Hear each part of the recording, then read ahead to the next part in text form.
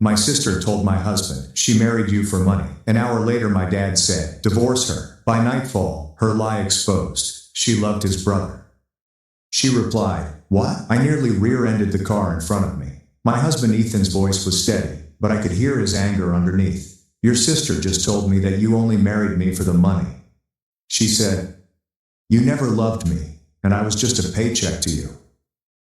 My hand was shaking so much that I had to pull into a parking lot. Ethan, you are aware that this is not true. I understand, Lauren. I understand. I am not calling because I believe her. I'm calling because of what she said as she left. I didn't think things could get worse, but he was about to prove me wrong. What exactly did she say? She said, your parents deserve to know what kind of daughter they raised. She promised to go over there right now and tell them the truth about you. I had already pulled back onto the road, cutting off a minivan. My parents, specifically my mother, with whom I had spent years rebuilding a relationship following the chaos of my childhood. Last Christmas, my father finally told me that he was proud of the woman I had become. Savannah was about to walk into their house and tell them their daughter was a fraud, a gold digger, and that everything I'd built was a lie, including the degree I worked 4 jobs to pay for, the career I built from nothing, and the marriage I treasured. How long ago did she leave? 7 minutes, perhaps 12. Their house was 24 minutes from Ethan's office and 17 from where I was now. If I passed every yellow light, I pressed the gas harder. I'm going to beat her there. Lauren, I have to be there first. I have to. My voice cracked, and I despised it. I will meet you there. Ethan stated. I'm leaving now. I hung up and drove. I beat Savannah by about 5 minutes. When I pulled into my parents' driveway and saw that her car hadn't arrived yet, I nearly collapsed with relief. I had just enough time to warn them and get ahead of whatever she had planned to say. I walked through the front door to find my parents in the kitchen. Dad was reading something from his tablet. Mom was wiping down the counter even though it was already clean, which indicated that she was concerned about something. They both looked up as I walked in, and I could see the surprise on their faces. I never simply showed up like this anymore. Lauren. Mom put down her rag. What are you doing here? I took a breath. I needed to remain calm. I needed to be strategic. Something happened between Savannah and Ethan. I wanted to talk with you before. Mom's expression changed immediately. Her eyes hardened, and her mouth formed the thin line I remembered from childhood. What did you do to make her upset? I blinked. I didn't, and I'm trying to tell you. Dad sighed and put down his tablet. Here we go. What is it this time? I hadn't even finished one sentence. I hadn't even reached the point, and I was already a defendant. Already I was the problem. I felt something cold settle into my stomach. 22 years had passed, and nothing had changed. Savannah was upset in this house, and Lauren was to blame. That was the rule. This had always been the rule. I opened my mouth to try again, but the front door opened, and Savannah entered. She cried and shook. Her mascara was running down her cheeks, and her hands trembled as she clutched her purse to her chest like a shield. The performance was perfect. Mom rushed over immediately. Savannah, honey, what is wrong? What happened? She wrapped her arms around her and led her to the kitchen table, giving me a look over her shoulder as if I'd done something. Like whatever happened had to be my fault. Dad stood up and hovered nearby, his face creased in concern. Are you okay, sweetheart? Do you need some water? Sit down. Sit down. I attempted to interject. Let me finish what I said. Mom turned around. Can't you see how upset she is? Stop obsessing over yourself for once. She might as well have punched me. I stood there with my mouth open, watching my parents fuss over Savannah, getting her water, rubbing her back, and murmuring comfort. Savannah sat there soaking it all in, tears streaming down her cheeks, looking so fragile and wounded that you could have mistaken her for dead. Finally, she took a shaky breath and looked up at our parents through wet, red-rimmed eyes. I didn't want to say anything, she admitted, her voice small and broken. I've been carrying this for so long, and I can't anymore. Mom squeezed her hand. You can tell us anything, sweetheart. Whatever it is, we are here. Savannah gave me a quick glance and I saw something cold and satisfied behind her tears. Then she turned back to our parents. Lauren informed me that she only married Ethan for his money. She laughed about it and said she'd finally gotten out. She wiped her face and her voice broke perfectly. I did not want to believe it either. I'd never heard silence so loud. I watched my parents' expressions change. I watched them stare at me as if I were a stranger, as if I was exactly who they had suspected I was. That's a lie, I replied. My voice came out harsher than I intended. That is a complete lie. I never said that. I have never said anything like that. Savannah shook her head sadly. I didn't want to believe it either, Lauren. But you mentioned it. You laughed at how easy it was to make him fall for you. You claimed you'd never have to worry about money again. That never occurred. I was almost shouting now. I pulled out my phone and began scrolling. Look at my bank account. This is money I saved before meeting Ethan. 4 jobs during college. I paid off my student loans myself. This is my salary from my job, which I earned on my own merit. I pushed the phone toward my mother. Look at this. I built it myself. I don't need anybody's money. Mom did not even glance at the screen. She simply looked at me with tired disappointment, as if I were a child attempting to lie my way out of trouble. Dad waved his hand dismissively. Anyone can create a fake number. You were always good at portraying yourself as the victim. The words made me physically ill. I had receipts. I had proof. They didn't matter. They didn't matter because my parents had already decided on their beliefs. They made a decision before I walked through the door. The front door opened again, and Ethan entered. He must have broken every speed limit to get here so quickly. He took in the scene quickly. Savannah was crying at the table, with my parents hovering over her, and I was standing alone with my phone in hand, his jaw clenched. He walked up to me and placed his hand on my back. I arrived as quickly as I could. What did I miss? Savannah told them, I married you for your money, I explained. She claims I confessed it to her and laughed about it. Ethan's face became hard. He turned to face my parents. That is insane. I have been married to Lauren for 4 years. I saw her stress over her own bills. I saw her refuse to let me help her pay off her student loans. She insisted on dividing everything evenly, even though I told her she didn't have to. She has never asked me for money. Not once. Mom shook her head slowly, her eyes filled with pity. She has you fooled, sweetheart. She's good at it. Ethan stared at her. I apologize. What? Dad stood up from the table and approached my husband. He did not even look at me. It was as if I wasn't in the room anymore. Son, I am going to give you some advice. Divorce her. Get out while you can, before she bleeds you dry. I stepped between them, physically placed my body between my father and my husband. Stop. You can't talk to my husband about my marriage as if I'm not standing here. This is my life. He knows me better than you ever have. Dad stared at Ethan as if I hadn't said anything, like I was furniture. She did it to us too. He said she made us believe she had changed. We assumed she had outgrown all of her childhood drama. But people do not change. Not really. I felt a shift inside me. Something that had been holding on for years has finally let go. Drama, I reiterated. Is that what you call it? Mom's face tightened. Lauren, don't start. No, I'd like to understand. Mom, what drama are you talking about? What did I do that was so unforgivable? Mom got up from the table. Her voice was quiet, which made matters worse. Do you remember what I am talking about? When you were 17, you stood in our kitchen, looked at me and your father, and said, "You're bad parents. You don't know how to raise children."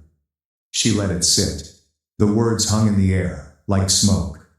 "We forgive you for that," she added. We welcomed you back into the family.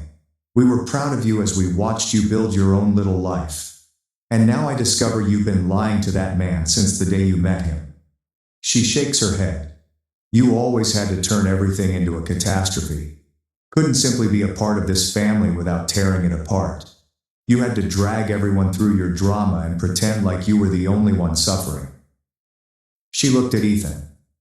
"Now she is doing the same thing to you." I stood there and allowed the words to wash over me. Something clicked into place. Something I should have seen years ago. These weren't parents who got fooled by Savannah. These weren't parents who were confused or misled. These were parents who had been waiting for permission to stop pretending they'd forgiven me. Waiting for an excuse to go back to treating me like the problem child. The difficult one. The daughter who saw too clearly and said too much. Savannah didn't trick them. She just gave them the key to a door they'd been standing in front of for 22 years. I took Ethan's hand. "We're leaving." I walked toward the front door, but I stopped in front of Savannah.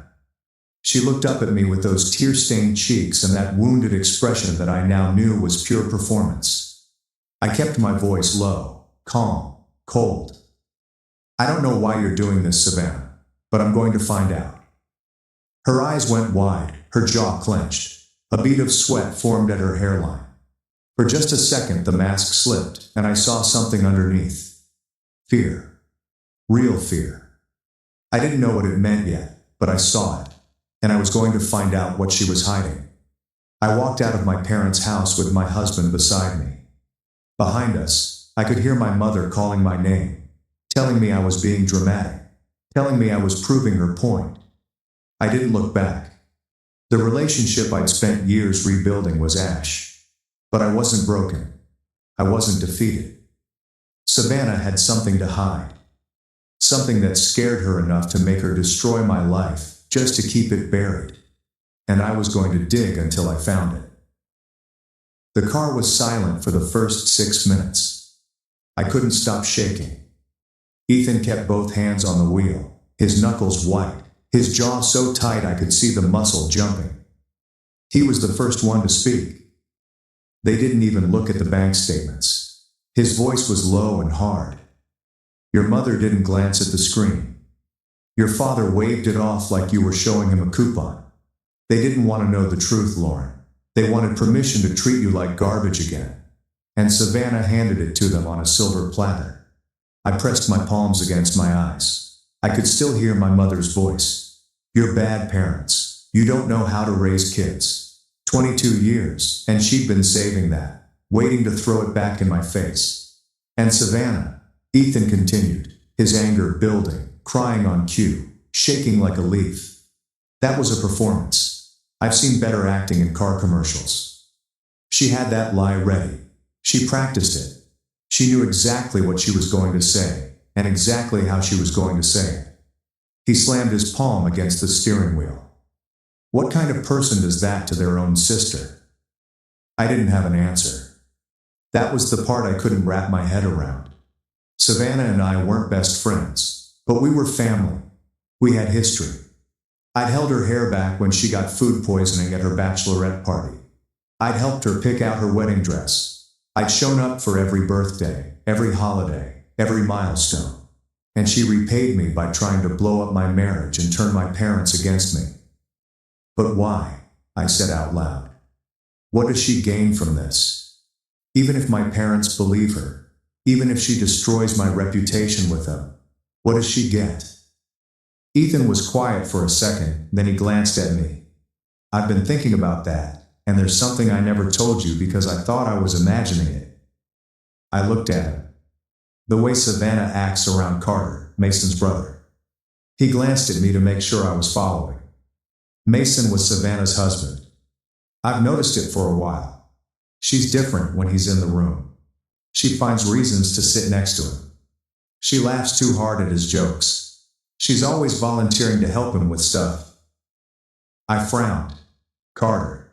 I barely know him. He's at family stuff sometimes, but we've never really talked. Ethan nodded. "Exactly. You barely notice him. But Savannah, she notices every time he walks through a door." I've seen it at barbecues, at holiday dinners, at Mason's birthday last year. The second Carter shows up, Savannah transforms.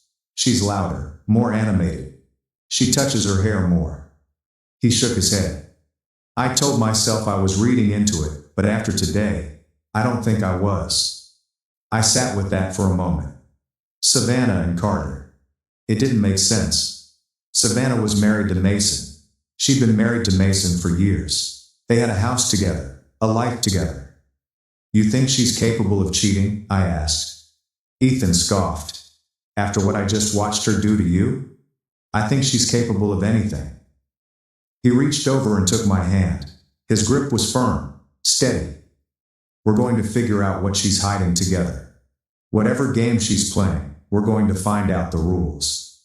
I squeezed his hand back. Okay, let's start with Mason. We pulled up to Mason and Savannah's house 24 minutes later. The lights were on downstairs. Mason's truck was in the driveway, and Savannah's car was gone. She was probably still at my parents' house, basking in her victory. How do you want to play this? Ethan asked, putting the car in park. Careful. I don't want to blow up his life until we know what we're dealing with. Got it. I'll follow your lead. But if he knows something, I'm pushing. We walked up to the front door and I knocked. Mason answered in a t-shirt and sweatpants, a beer in one hand and confusion all over his face. Lauren. Ethan. He looked between us. What are you guys doing here? I kept my voice light. We were in the area, thought we'd stop by. Is Savannah home? No, she went to your parents' place a few hours ago. Said something about needing to talk to them about. He stopped, studied my face. What's happening? Ethan stepped in. Can we come in? We need to talk. Mason's confusion grew, but he moved aside. We followed him into the living room and sat on the couch while he settled into the armchair across from us. You're scaring me, Mason said. Is anyone hurt? Is this Savannah? Savannah's fine, I said. At least physically, but something happened today and we're trying to figure it out. We hoped you could help us. Mason took a long drink from his beer. Can I help you? How? Ethan leaned forwards. How are things between you and Savannah? Honestly, Mason replied with a hollow laugh. That is a loaded question. He looked down at the bottle in his hands. Things are. I do not know. Fine. I suppose we're fine. Fine does not sound fine, Ethan said. Mason remained quiet for a moment. She has been different for years. I don't know how to describe it. Sometimes I feel as if I'm living with a roommate rather than a wife. She's always somewhere else in her mind. Even though she's sitting right next to me, she's not really present. How are they different? I asked gently. Distant. Checked out. He shrugged. I try to plan date nights, but she always finds a reason to cancel. I suggest a weekend trip and she gets a headache, is too tired, or something happened at work. I ask her if she's happy, and she says yes, but it doesn't show in her eyes. He had another drink. I keep thinking I'm doing something wrong, like I'm not exciting enough, successful enough, or whatever, but I don't know how to fix something if I don't even know what's broken. My chest tightened. Mason was a good man, kind, and loyal, and he had spent years blaming himself for something that was never his fault. When did it start? Ethan asked. The distance. Mason thought about it. I do not know. It's difficult to pinpoint. Perhaps it was always there, and I just didn't notice at first. He paused and frowned. Actually, this is not true. She was different at first, warmer, and more present, but then something changed, and she retreated completely. He fell silent, his eyes unfocused as if he were scrolling through memories, looking for a pattern he had missed. Then his expression changed. Do you know what's weird? Mason spoke slowly. She's not like that with Carter. Ethan and I both remained still. What do you mean? Ethan inquired carefully. My brother, when Carter is around, she is, I'm not sure, alive. That's the only word for it. Mason shook his head, as if he hadn't heard himself before. She laughs and talks more. She remembers every detail about his life, including his job, hobbies, and schedule. She insisted on driving 3 hours to his housewarming party last spring, despite my work deadline. However, when my college friend came to town, she developed a migraine and was unable to attend dinner. He put down his beer and rubbed his face with both hands. I'd never thought about it like this before. But when Carter needs help with something, she's in the car before I can finish my sentence. When I need help with something, she has 100 excuses. Ethan looked at me. I gave him a little nod. Mason, Ethan said. Has Savannah ever spoken about her feelings for Carter? Anything that felt more than simply being a good sister-in-law? Mason's face hardened. What are you asking me? We asked because... No. Mason stood up so quickly that his chair scraped against the floor. No, you cannot come into my home and inquire about my marriage, only to imply that my wife has feelings for my brother. That is insane. Savannah is many things, but she isn't. She would not. He was pacing and running his hands through his hair. You are wrong. Whatever you think, you're mistaken. Savannah loves me. She married me. We live a life together. 7 years. 7 years of marriage, and you're going to tell me she's been pining for Carter the entire time. That is crazy. That's absolutely insane. Mason and Ethan started. And even if she did have something for him, which she does not, what is the point? Why are you here? Why are you asking me this? His voice crackled. What happened today that prompted you to drive to my house and blow up my entire life? I stood up gently. Mason, please sit down. We need to tell you what happened. Then tell me. He started shouting now. Stop dancing around the issue and simply say it. Savannah went to Ethan today, I said, maintaining a steady voice. She told him that I married him for his money. She said I confessed to her. That I laughed when I finally made it out. Mason froze. What? It is a lie, all of it. I never said that. I've never considered it. Savannah told Ethan, and then she told my parents the same thing. My voice wavered, but I pressed on. My parents believed her. They told Ethan to divorce me.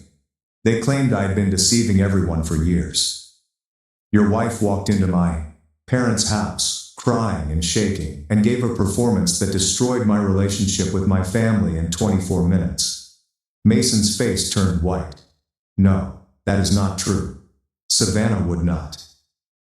We watched her do it, Ethan said, sobbing on cue and trembling like a victim. She had everything rehearsed. She knew exactly what to say and how to deliver it. Mason lowered himself back into the chair, as if his legs couldn't support him anymore. He stared at the floor. Why? He finally spoke. His voice was barely above a whisper. Why would she do that? That's what we're trying to figure out, I explained. That is why we are here. That is why we asked about Carter, because we don't understand why Savannah would try to end my marriage unless there's something else going on that we can't see. Mason remained quiet for a long time. He looked up, and his eyes were wet. Mason abruptly stated, I'm coming with you. I will accompany you wherever you go next. Ethan shakes his head. I do not think that is a good idea. Not yet. If Savannah returns home and you are not present, she will notice something is wrong. We need you to behave normally until we figure out what we're dealing with. Mason became angry. So I am supposed to sit here and pretend everything is fine. Assume my wife did not just try to blow up my sister-in-law's life. For the time being, I said. Only for now. We'll tell you everything we find out. I promise. Mason stared at the wall. The silence was so long that I thought he wouldn't respond. Then he looked at me with hollow eyes. Lost. I don't even know who I'm married to, he said quietly. I thought I did, but I don't. We left Mason's house in silence. I kept seeing his face, the confusion turning to anger, then to something worse. That hollow look in his eyes when he said he had no idea who he was married to. That was brutal, Ethan admitted finally. He knew nothing about any of it. He knew there was something wrong. I explained that he simply couldn't name it. Carter has noticed all of the things he mentioned, including the distance, the canceled plans, and the way she lights up around him for years. He simply didn't want to know what it meant. And now we've handed him a box full of evidence and asked him to look. Ethan looked at me. But we still don't know why. We know Savannah has a relationship with Carter, or at least she thinks she does. We know her marriage is hollow. But what does any of this have to do with you? That's why we need to speak with Carter. Carter lived in an apartment complex approximately 17 minutes away. Ethan called him on the way, saying we needed to discuss something important. Carter sounded perplexed, but agreed to meet us. He buzzed us and greeted us at his door with a puzzled look. Lauren. Ethan. He shook Ethan's hand and offered me an awkward half hug. This is unexpected. Is everything okay? His apartment was clean and simple. Bachelor furniture, a gaming setup in the corner. He offered us water and sat down across from us, looking genuinely lost. So, what's going on? You sounded serious on the phone. Ethan didn't waste time. We need to ask you about Savannah. Carter's eyebrows shot up. Savannah? What about her? How did you two meet? I asked. Carter looked surprised by the question. Savannah. We met years ago, before she and Mason got together actually. We worked at the same company for a few months. We'd grab lunch sometimes, talk in the break room. She was cool. He shrugged. Then I introduced her to Mason at a company happy hour and they hit it off. Rest is history. Ethan and I exchanged a look. So you knew her first? Ethan said slowly. And then you introduced her to your brother. Yeah, I thought they'd be good together. Mason was going through a dry spell and Savannah was single and seemed like his type. Carter smiled at the memory. Honestly, I felt like a pretty good matchmaker when they started dating. 7 years married now. I take full credit. The smile faded when he saw our faces. Why? What's going on, Carter? Ethan said directly. Does Savannah have feelings for you? Carter's face went through 40 different moods all at once. Confusion, then discomfort, then something that looked like recognition he'd been avoiding. There have been moments, he admitted slowly. Things I brushed off. The way she hugs me too long. The way she always sits next to me at dinners. The way she looks at me sometimes. He shook his head. But she's married to my brother. Why would she marry Mason if she... He stopped. And that's when it hit me. The timeline. Carter met Savannah first. They worked together, had lunch together. Then he introduced her to Mason and she married him anyway. Oh my God, I said quietly. She married Mason to stay close to you. The words came out like I was hearing them for the first time myself. Because I was. Carter's face went through something ugly. First confusion, then understanding, then disgust. That's sick. That's my brother. She's been married to my brother for 7 years. She's been sleeping in his bed, eating dinner with him, being his wife. His voice crackled. And the whole time she was what? Waiting. Waiting for me to notice her. Waiting for me to make a move.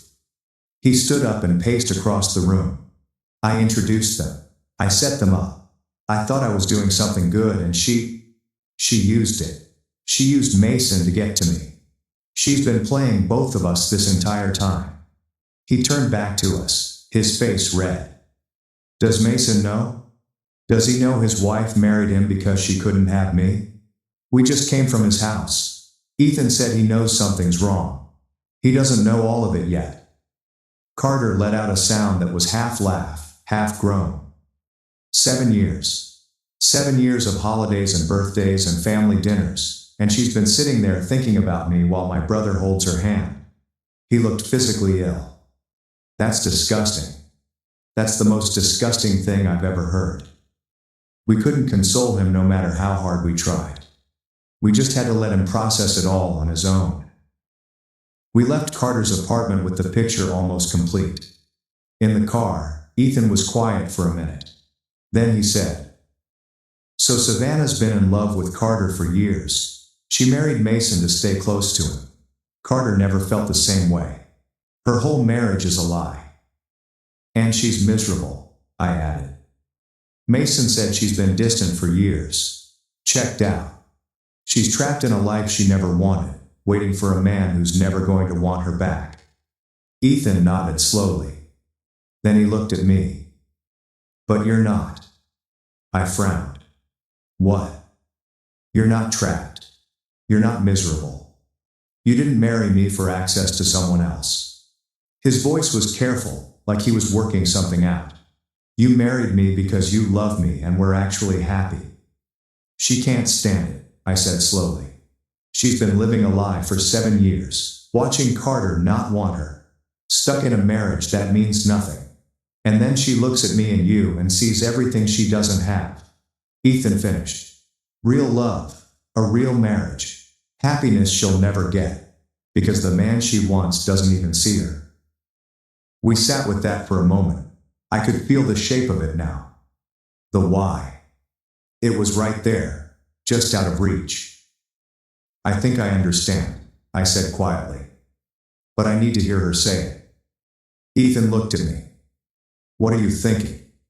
"I'm thinking it's time to have a conversation with my sister." I pulled out my phone and texted Mason. "Is Savannah home yet?" The response came back in seconds. "Yeah, just got back." "Why?" I typed back. "We know why she lied. We're coming over." Ethan glanced at me as he started the car. "You sure you want to do this tonight?" I've never been more sure of anything. The drive to Mason's house felt shorter than before. Maybe because I knew exactly what I was walking into this time. No more confusion, no more questions, just answers I was going to drag out of my sister whether she wanted to give them or not. Mason opened the door before we even knocked. His face was tight, jaw clenched. He'd been waiting. "She's in the living room," he said quietly. "She doesn't know you're coming." Good. I walked past him into the house. Savannah was on the couch, shoes off, scrolling through her phone like she didn't have a care in the world, like she hadn't just blown up my entire life a few hours ago. She looked up when I walked in, and her face shifted. Surprise first, then something that looked almost like amusement. Lauren couldn't stay away. She set her phone down and crossed her arms. "Let me guess, you came to tell me I'm wrong, to explain yourself, to beg me to take it back." She shook her head with this little smile. "It won't work. Mom and Dad know the truth now. Everyone knows." "You're right," I said. "Everyone's about to know the truth." Something flickered across her face. Ethan came in behind me and stood by the door. Mason moved into the room and positioned himself where he could see both of us. Savannah looked between us and her smile faltered. "What's this?" "This is me telling you what I know." I kept my voice calm, steady. "You knew Carter first. You worked at the same company. You grabbed lunch together, talked in the break room. You had feelings for him." Savannah's face changed. The amusement drained out of it. "What exactly are you talking about? Carter introduced you to Mason, his brother, and you married Mason anyway." I watched her carefully. "You married him to stay close to Carter." "That's insane," Savannah said, but her voice had gone thin. "That's absolutely insane. I married Mason because I love him." "You've been distant for years," Mason said from across the room. His voice was quiet, but it cut through everything. "You cancel every date night. You're never present. But when Carter needs something, you're out the door before I finish my sentence." Savannah whipped around to face him. "Mason, you can't possibly believe." "I asked you once if you were happy," Mason continued. "You said yes, but it never reached your eyes. I thought I was the problem. I thought I wasn't enough. Turns out I was never even the point." "That's not true." Savannah stood up. "I adore you. I married you. I've been with you for 7 years. 7 years of sitting next to Carter at every dinner, I said. 7 years of remembering his birthday, his hobbies, his schedule. 7 years of driving 3 hours to his housewarming party while Mason had a work deadline. 7 years of waiting for him to notice you. Savannah's eyes were wild now, darting between me and Mason and Ethan, looking for an exit that wasn't there. This is ridiculous. You're twisting everything. I was just being a good sister-in-law. Say it, Savannah. My voice was hard. Tell Mason why you really married him. Tell him what you've been waiting for. I haven't been waiting for anything. Her voice pitched higher. This is ridiculous. You're all insane. I'm a good wife. I've been a good wife for 7 years. Then why does Carter have 300 plus texts from you? Ethan asked. Random articles. Checking in. Remembering every detail of his life. Because I'm friendly. Because I'm a good sister-in-law. Is that a crime now? You helped him move, I said. You bought him gifts. You drove 3 hours to his housewarming. So what? Savannah was pacing now, her hands shaking. So what if I'm nice to him? So what if I show up for family? That doesn't mean anything. You hug him too long, Mason said quietly. You always sit next to him. You light up when he walks in the room. I've seen it for years. I just didn't want to believe it. Mason, stop. Savannah spun toward him, her eyes wild. You're letting them poison you against me. They're lying. Lauren's always been jealous of me. She's always wanted to tear me down. Jealous of what? I stepped closer to her. Your hollow marriage? Your checked-out husband? The man you've been waiting 7 years for who doesn't even know you exist. Shut up. Savannah's face was red now, tears streaming. You don't know anything. You don't know what it's like. You don't understand. Then explain it to me. I was in her face now. Explain why you married Mason. Explain why you've been obsessing over Carter. Explain why you tried to destroy my life today. I wasn't trying to destroy your life. You told my husband I married him for money. You told my parents. You stood in their kitchen crying fake tears, and you lied. It wasn't supposed to go like this. Savannah was backing up, her hands pulling at her hair. None of this was supposed to happen. I just wanted. What? Mason's voice boomed through the room. What did you want, Savannah?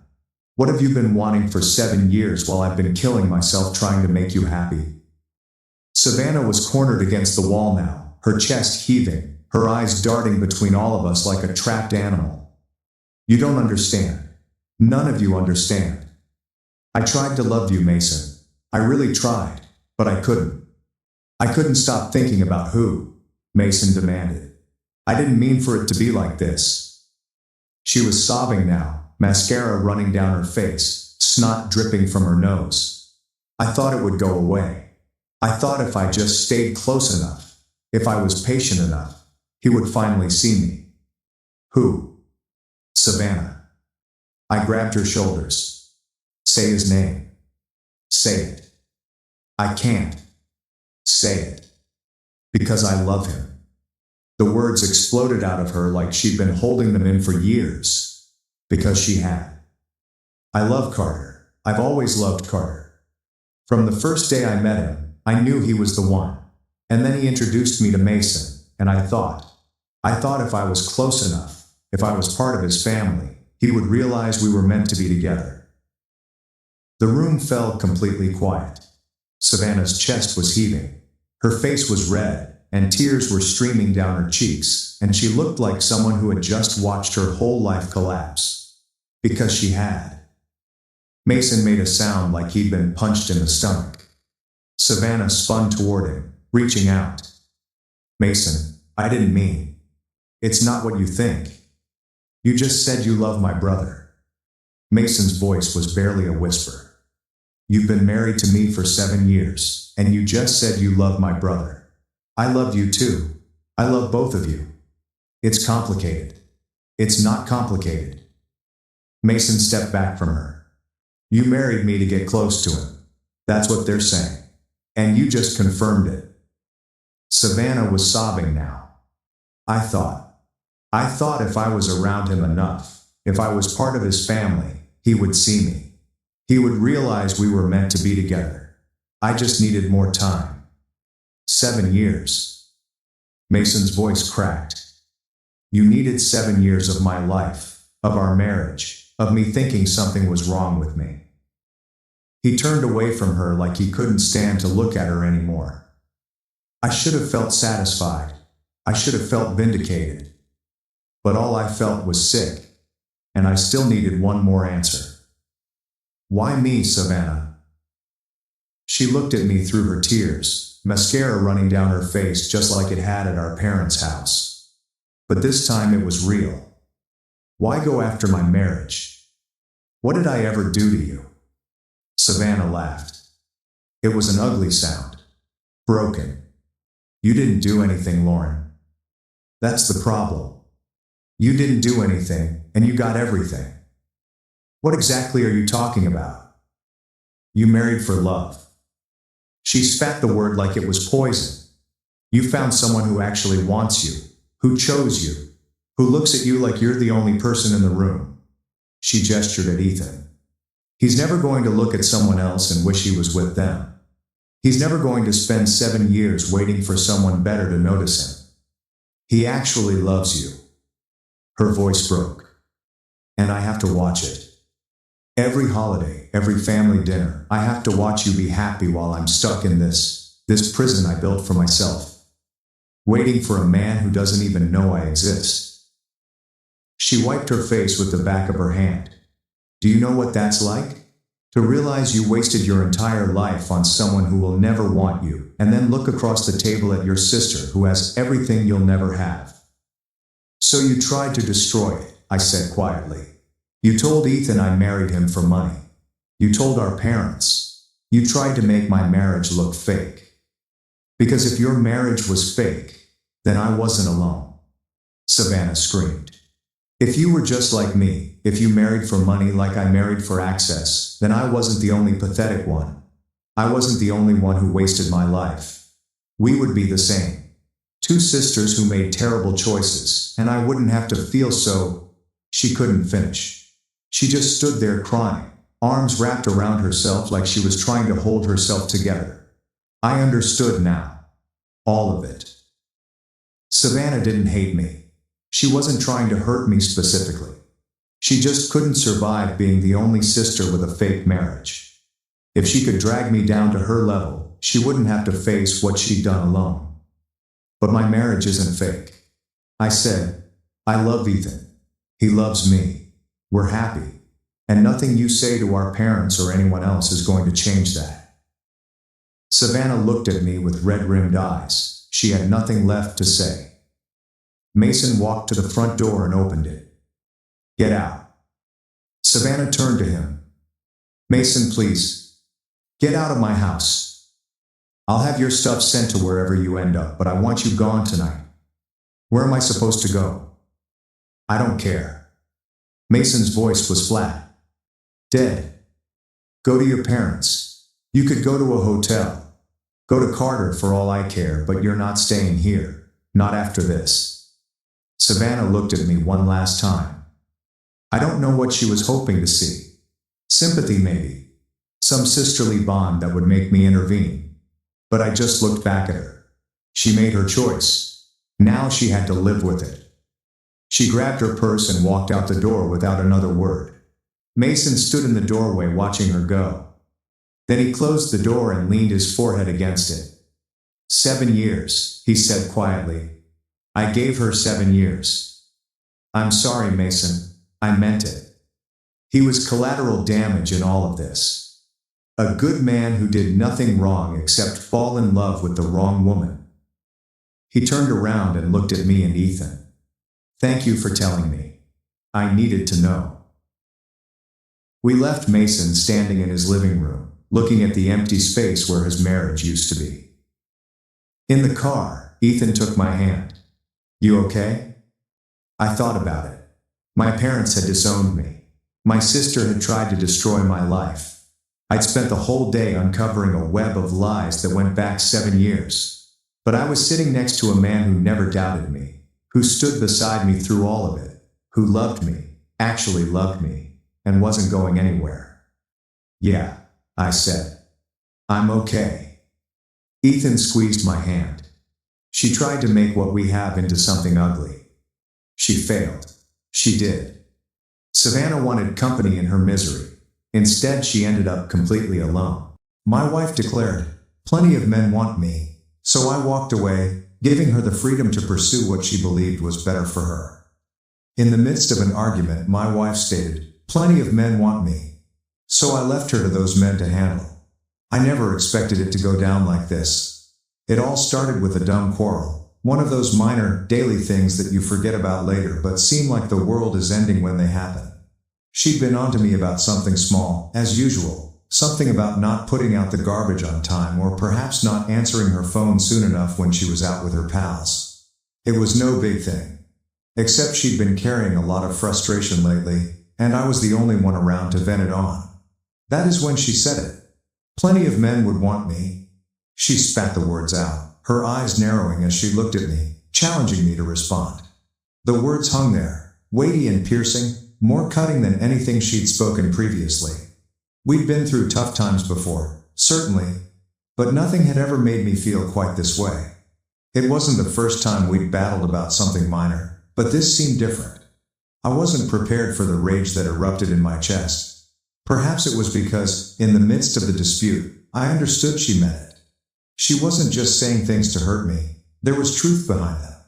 A fact I could no longer ignore. The truth ate. She was not the same lady I had married. "I don't care about those men," I replied, trying to keep my voice steady. But it broke. I wasn't sure if I was angry or embarrassed about how I handled it.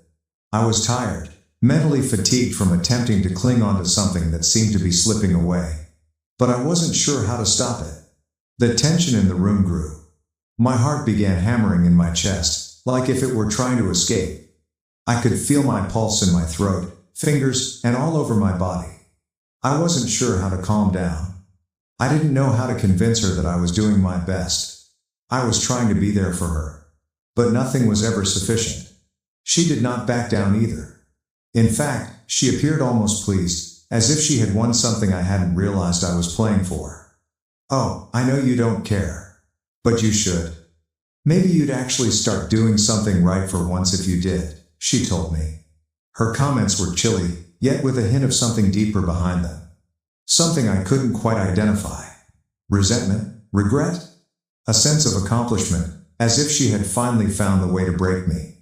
I wanted to say something, but my throat tightened suddenly. I wasn't sure if I was trying to save the person I believed I was fighting for or the notion of her.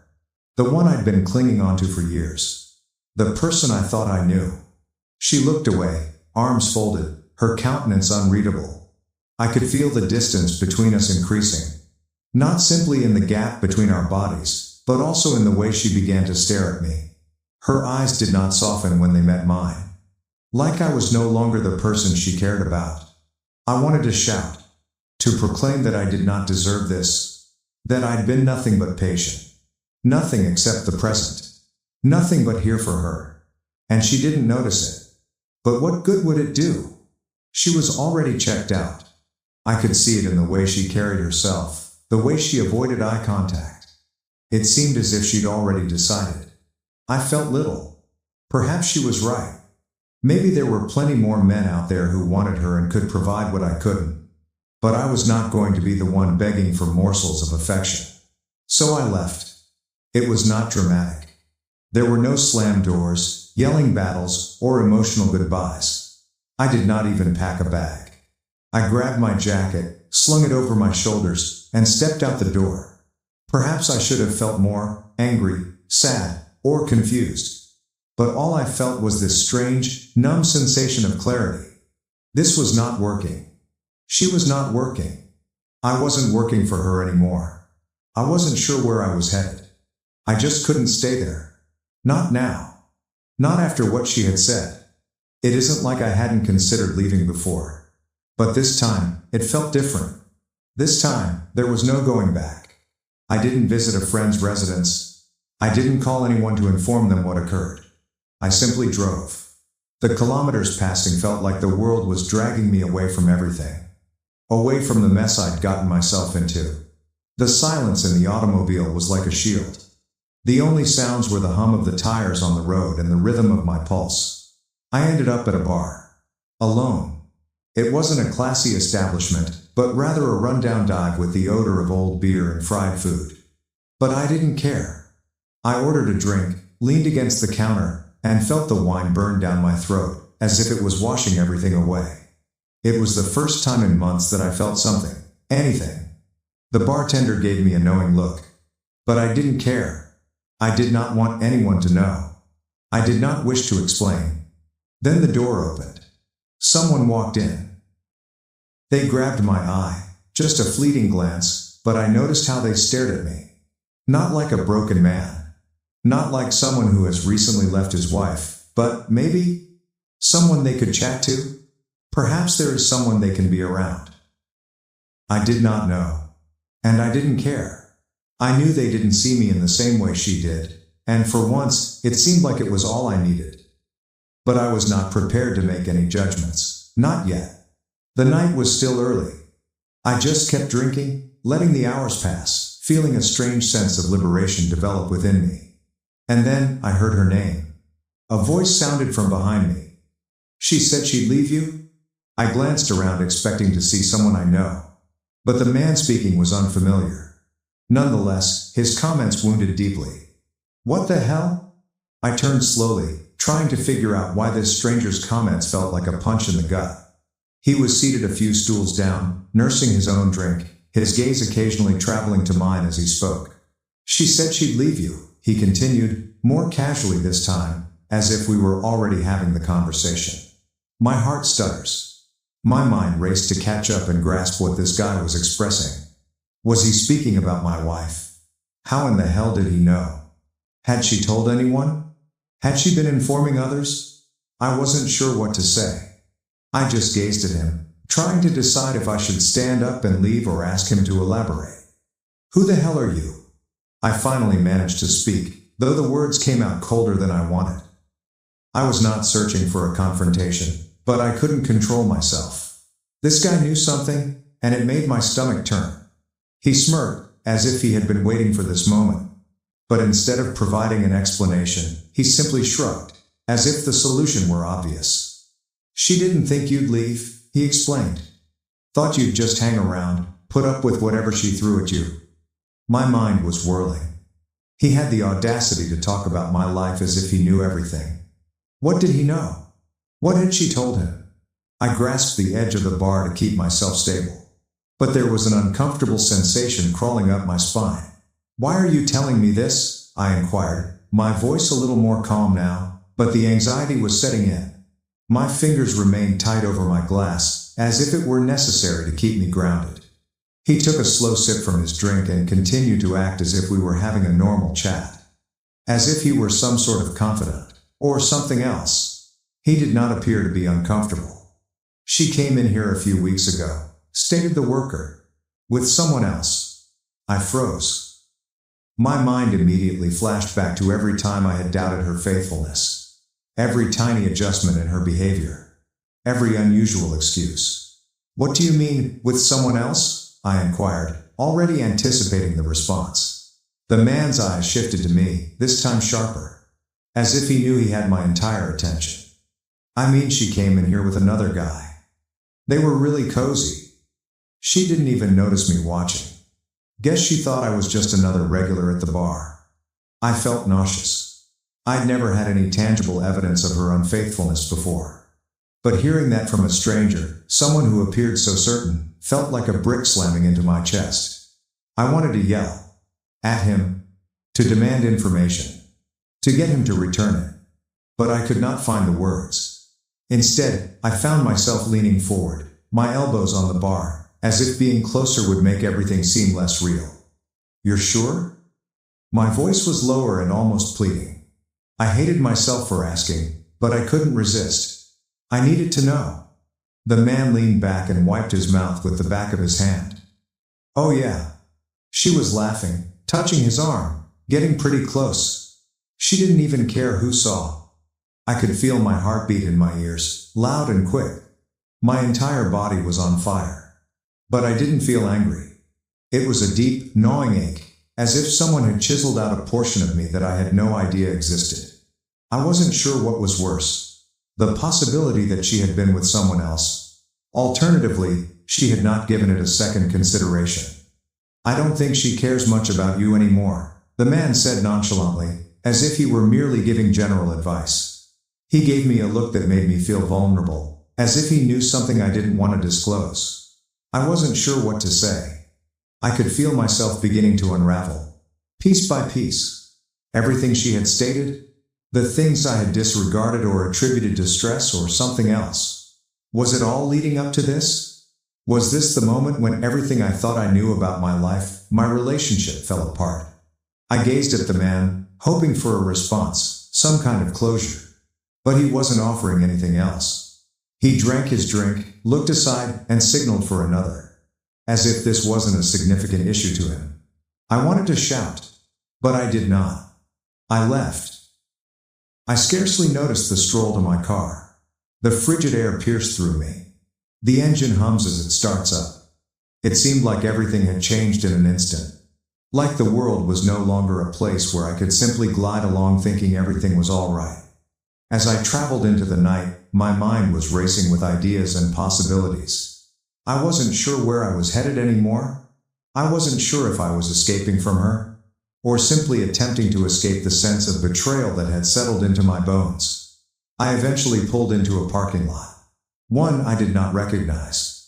The silence of the night surrounded me. The only sound was the gentle hum of the car's engine. I looked out the window, attempting to make sense of what had just occurred. But something else was nagging at me now. Something I didn't consider in the excitement of the moment. What if I wasn't the only person who had left? What if she were waiting for me to leave, so she could finally make her own decisions? I wasn't certain I wanted to find out. But I knew I needed to. I spent the next 3 days in a blur, mostly driving around, trying to clear my mind, but the ideas did not stop. Every street reminded me of her, of everything we had built, and everything was crumbling apart. My phone rang several times, but I didn't have the energy to respond. I did not want to hear from her. Not yet. Not while everything seemed so raw. Then came the message. A basic text. Nevertheless, it felt like a bomb exploded in my lap. "We need to talk." I looked at the text on the screen. My hand shook slightly as I read them repeatedly. I wasn't sure what she would say, but I could feel the tempest brewing inside me again. I did not want to chat. Not yet. Not while things remained so ambiguous. But I could not ignore it. I needed to know where we stood.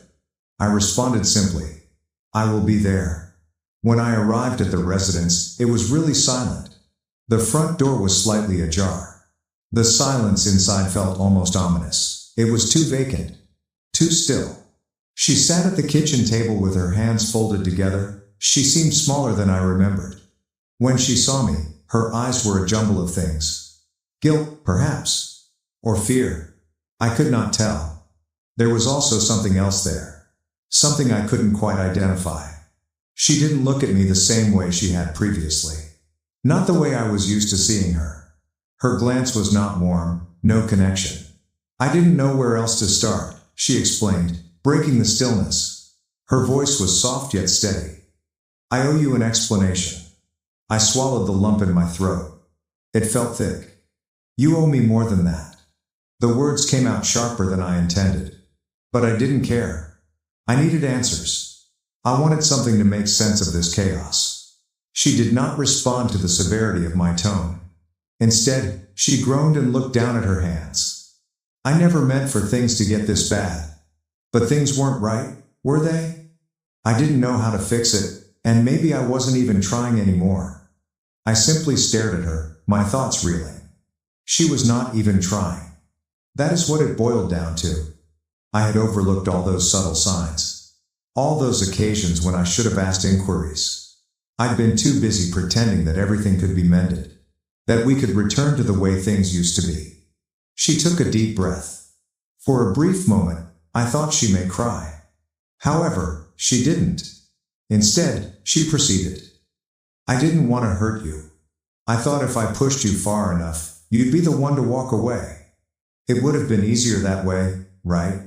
But you didn't. You stuck around. And I kept pushing. And then, when I met someone else, she paused. I don't know. It felt like I was already done before it even started. My brain was spinning. Someone else. The word struck me harder than expected. It wasn't only the argument. Or her snarky remarks.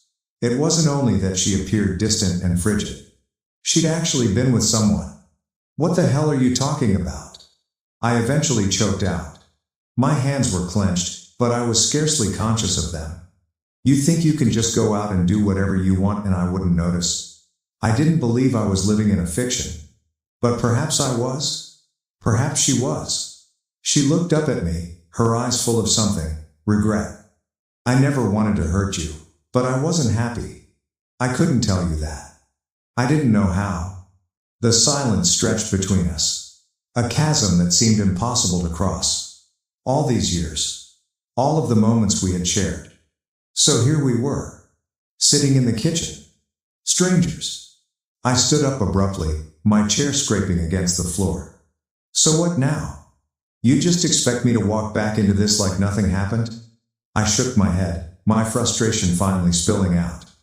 You think I'd just forget? That I let you shut me out like that and then come back? I'm sorry, she whispered. Her face wrinkled, but she did not respond. Instead, she looked away, as if she couldn't take the weight of my words. I stepped back and ran my hand through my hair, attempting to think, attempting to breathe. You were right about one thing, I told you. My voice was shaking now, even though I fought to keep it steady. I did leave. You wanted me to go?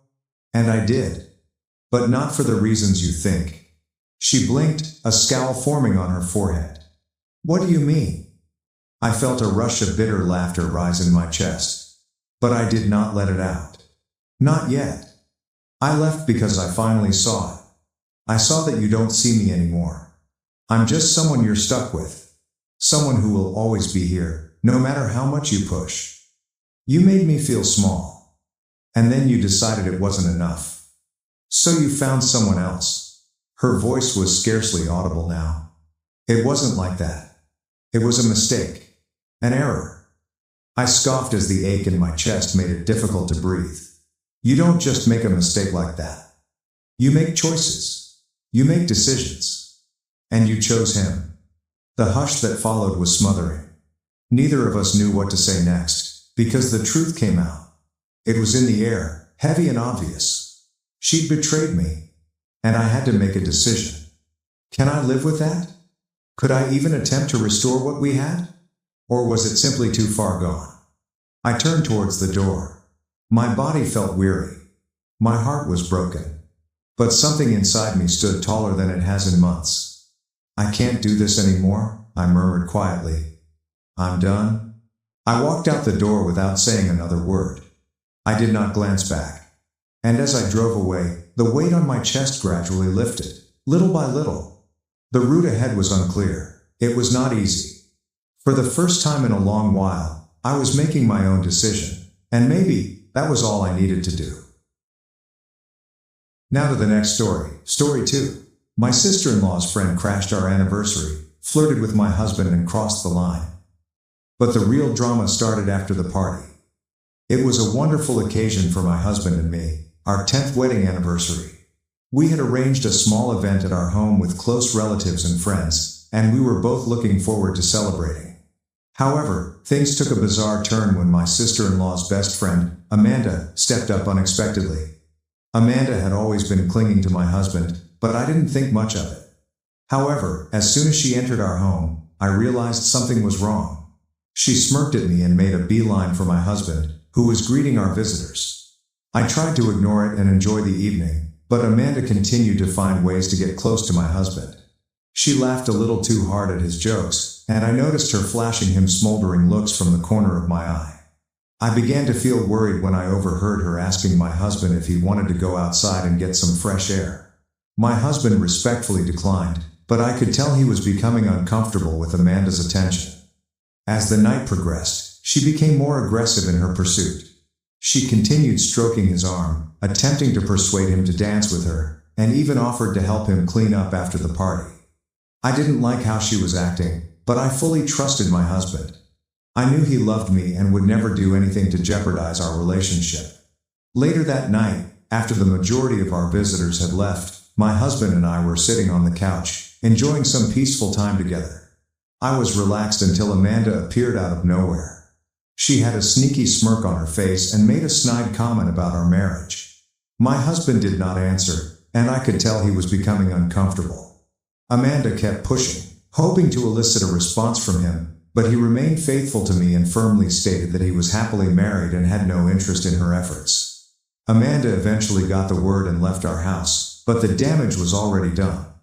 I was saddened and perplexed by her actions, but I was thankful that my husband had remained loyal and faithful to me throughout.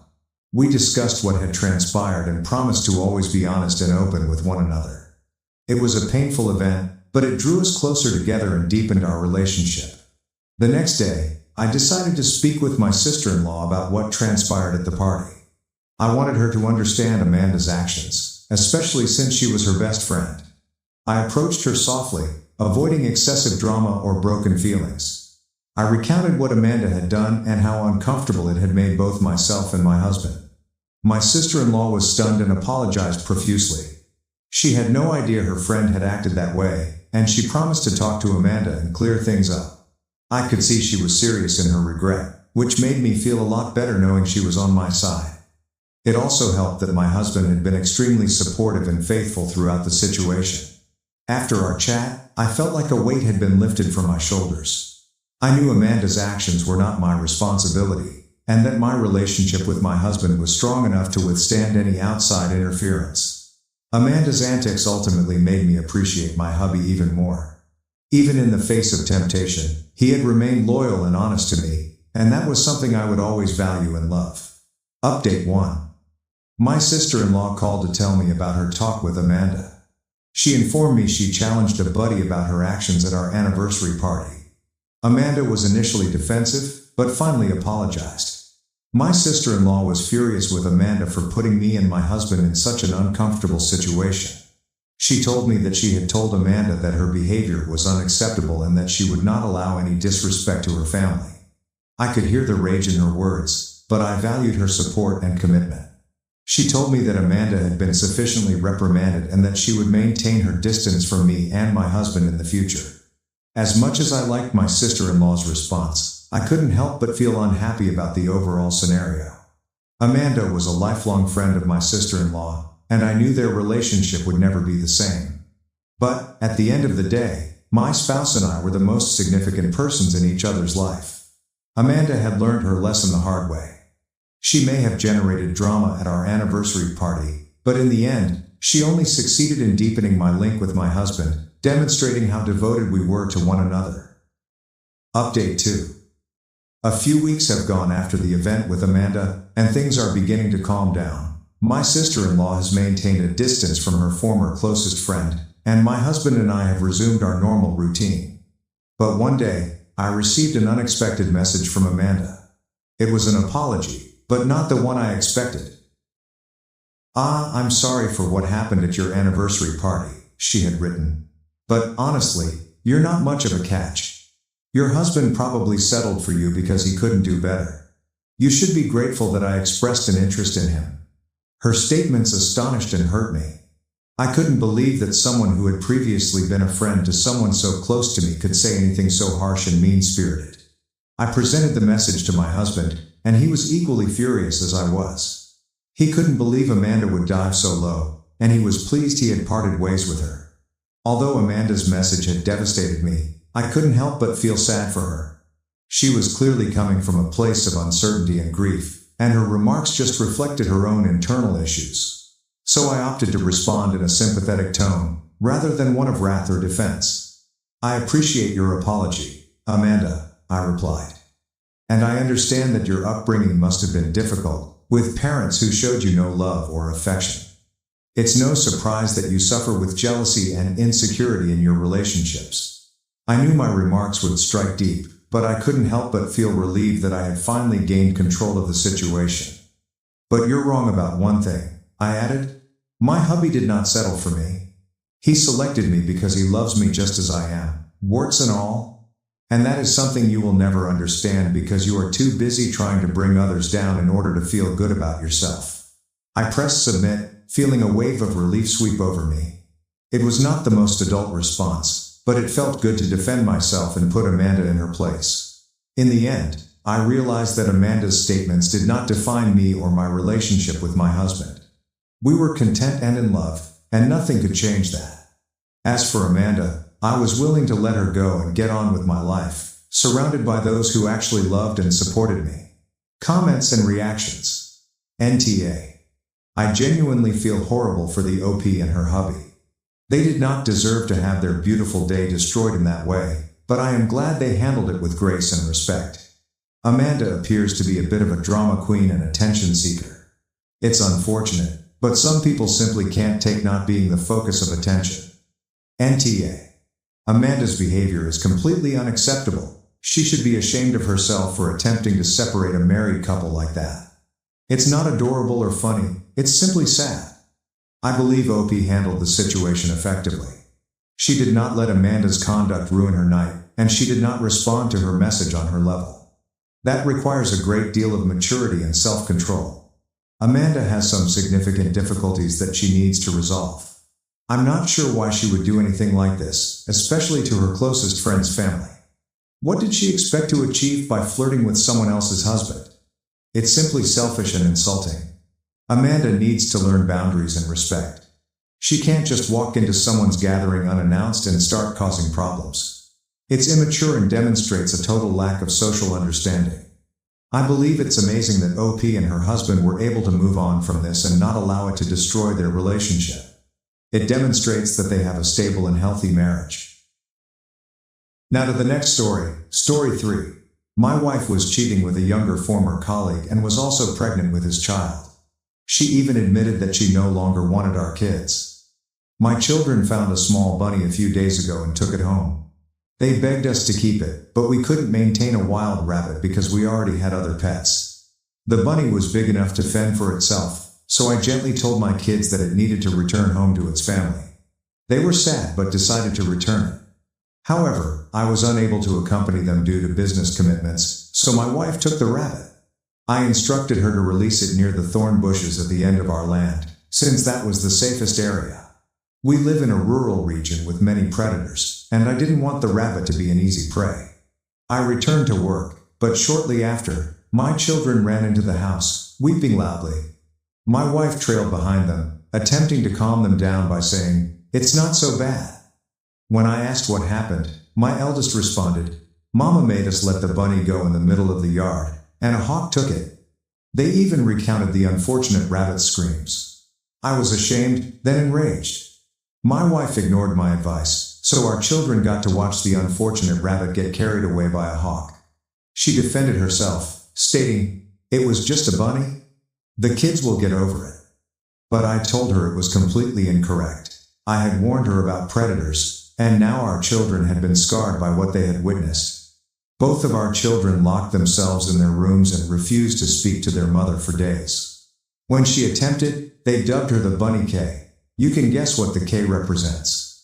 I've attempted to mediate, but my children are still angry. And honestly, so am I. My wife is upset with me for not having her back. She stated, "As husband and wife, we're supposed to support each other." That resulted in an altercation in which I repeatedly pointed out that she hasn't got my back either. She burst into tears and walked off to our room to pout. Now I'm worried if I messed up. A friend advised me to ask here, so, Ada? Edit 1. Yes, I understand that hawks need to eat, and they may be seen all throughout our area. I just didn't want my kids to see anything like that. They're only 4 and 5 years old. My wife was a city girl, whereas I grew up in the countryside. When I was a youngster, if we had to release a wild animal, we always attempted to find a safe place where it could fight for its survival. Edit 2. I did not yell at my wife. Where in my post does it mention that I yelled? Yes, I chastised her, but I never raised my voice, even when we disagreed afterward. We whispered so that the children would not hear us. Also, I couldn't accompany them to release the bunny because I was working. I worked from home part of the week, but I have to keep my phone close by at all times unless I'm on a lunch break. Another thing, I've never used the Bunny K nickname for my wife. That's what our children call her. I've tried to make them stop. I will not call my wife anything derogatory. I behave like a bully. Edit 3. We apologize for all of the adjustments, however several individuals misread the situation. My children weren't playing unsupervised when they discovered the bunny. My wife, a stay-at-home mom, was with them when they discovered it. They came running into the house with the rabbit, and I was the one who informed them it had to be released. Edit 4. I can't believe I need to make another edit, but people keep making stupid assumptions. No, this is not a copy of a viral online video. I have not seen the video, but I have no doubt it exists. Hawks frequently hunt small animals. Is it truly shocking that this happened to someone other than the folks who documented a similar situation? In addition, my property is virtually totally flat grassland, with the exception of the home and one tree. I own 4 acres. The lawn was mowed last Sunday, so it was fairly short. That unfortunate rabbit might as well have had a target on its back. Hawks routinely circle our area. I've been battling hawks since I was a child, protecting tiny chicks with my old pellet pistol. Little bunnies are probably one of their favorite things to grab. That is exactly why I instructed my wife to release the bunny into the bushes. Edit 5. I'm so sick and tired of folks saying, "Hawks gotta eat too." Circle of life, or calling me UDA, for allegedly rejecting nature. When I was a kid, I had to keep animals safe from hawks for my grandparents. Farmers also have the right to safeguard their animals against predators. We weren't going to let the hawks swoop in and grab all the newborn chicks they wanted, or as they would have done every day. Yes, I was out there with the pellet gun, but it was mostly a deterrent. I never did shoot one down. Oh, I hit a few, but only barely. All it did was cause them to turn tail and fly away. And for the record, I haven't shot a hawk in 25 years. I have never enjoyed shooting anything alive. My grandfather was the one out there with real guns, taking down hawks and coyotes. But I grew up watching hawks take little creatures. Hawks had little trouble getting food in this location. However, like other predators, they are opportunistic. That is exactly why I instructed my wife to release the bunny into the bushes. But, as I stated in a previous edit, I was unable to leave my desk, a fact that many people still do not seem to understand or did not bother to read. What happened to that poor bunny is nothing compared to what I have to tell you now. I am not sure if this is the appropriate place to post, but I can't think of anywhere else. For those who remember me, I'm the guy whose wife forced our kids to release a wild bunny in the middle of the yard, despite my instructions to move it to the bushes for safety. A hawk swooped in and took the bunny directly in front of our 2 young children, who were 4 and 5 years old at the time. They freaked out at their mother and ran back to me in tears. After that, our children began calling her the bunny slaughterer. After her affair was revealed, others began calling her by that moniker, making it seem even more fitting. What happened to the unfortunate bunny? That's ancient history compared to what I have to say now. I'm chatting to you as a free man after completing my divorce a few months ago. This will be long and confusing, so buckle up. Edit, AP stands for affair partner. I apologize for not making that apparent sooner. I showed my wife the original Reddit post, and she was outraged. So upset, in fact, that it sparked a major fight, and then she gave me the silent treatment for a week. Following the rabbit incident, I tried to get my kids to stop mistreating their mother by disciplining them with little groundings and timeouts. But the term came back every time our kids were furious with her. After a few weeks, my wife finally gave up the cold shoulder and said she should have listened to me regarding the bunny. She stated she should have carried it to the bushes, as I had recommended. But she later stated she just defended herself because she didn't want to be wrong. I accepted her apology and even apologized for creating the Reddit post. I wanted to go to marriage counseling, but she refused. She acted as if nothing was amiss with our marriage, and I chose not to press the subject further because things appeared to be improving. But after a few weeks, my eldest approached me and said she needed to tell me something. She was angry with her mother for another reason, and she was afraid to tell me. What she said shocked me to the core. I consoled her and said she could tell me anything. Well, what she said stunned me and altered everything in an instant. She explained that Mama had been bringing a man over on Saturdays while I was at work for months. She called him her special friend. She bribed our children to stay quiet about it, but my eldest sensed something was wrong and worked up the confidence to tell me. Children understand stuff. They pick up on things rapidly. I absolutely despise it when people ignore that reality.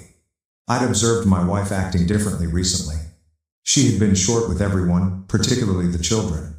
I tried to talk to her about it after showing her my first Reddit post, but she exploded over anything she could think of. She criticized my beauty, behavior, habits, and even my family. She also said that I used to smoke, although I quit more than 10 years ago. She then resorted to locking me out of our bedroom and crying so loudly that the entire house could hear it. So when my eldest approached me and dropped that bombshell, I quickly put two and two together. She was cheating, and her conduct mirrored the mood swings she had while pregnant with both of our children. Similar but worse. According to what I've read online and what friends and even a counselor have told me, my wife was cranky due to hormones and projecting as a result of her adultery. I'm not an expert in psychology, but it makes sense. I wanted to believe it was simply a misunderstanding, but my instinct warned me otherwise. So I did what I needed to do. I swiftly ordered and installed covert cameras, without informing anyone. To keep it a mystery, I had them brought to my employment so no one at home would notice. I set them up on a night when my wife went out for a girls' night.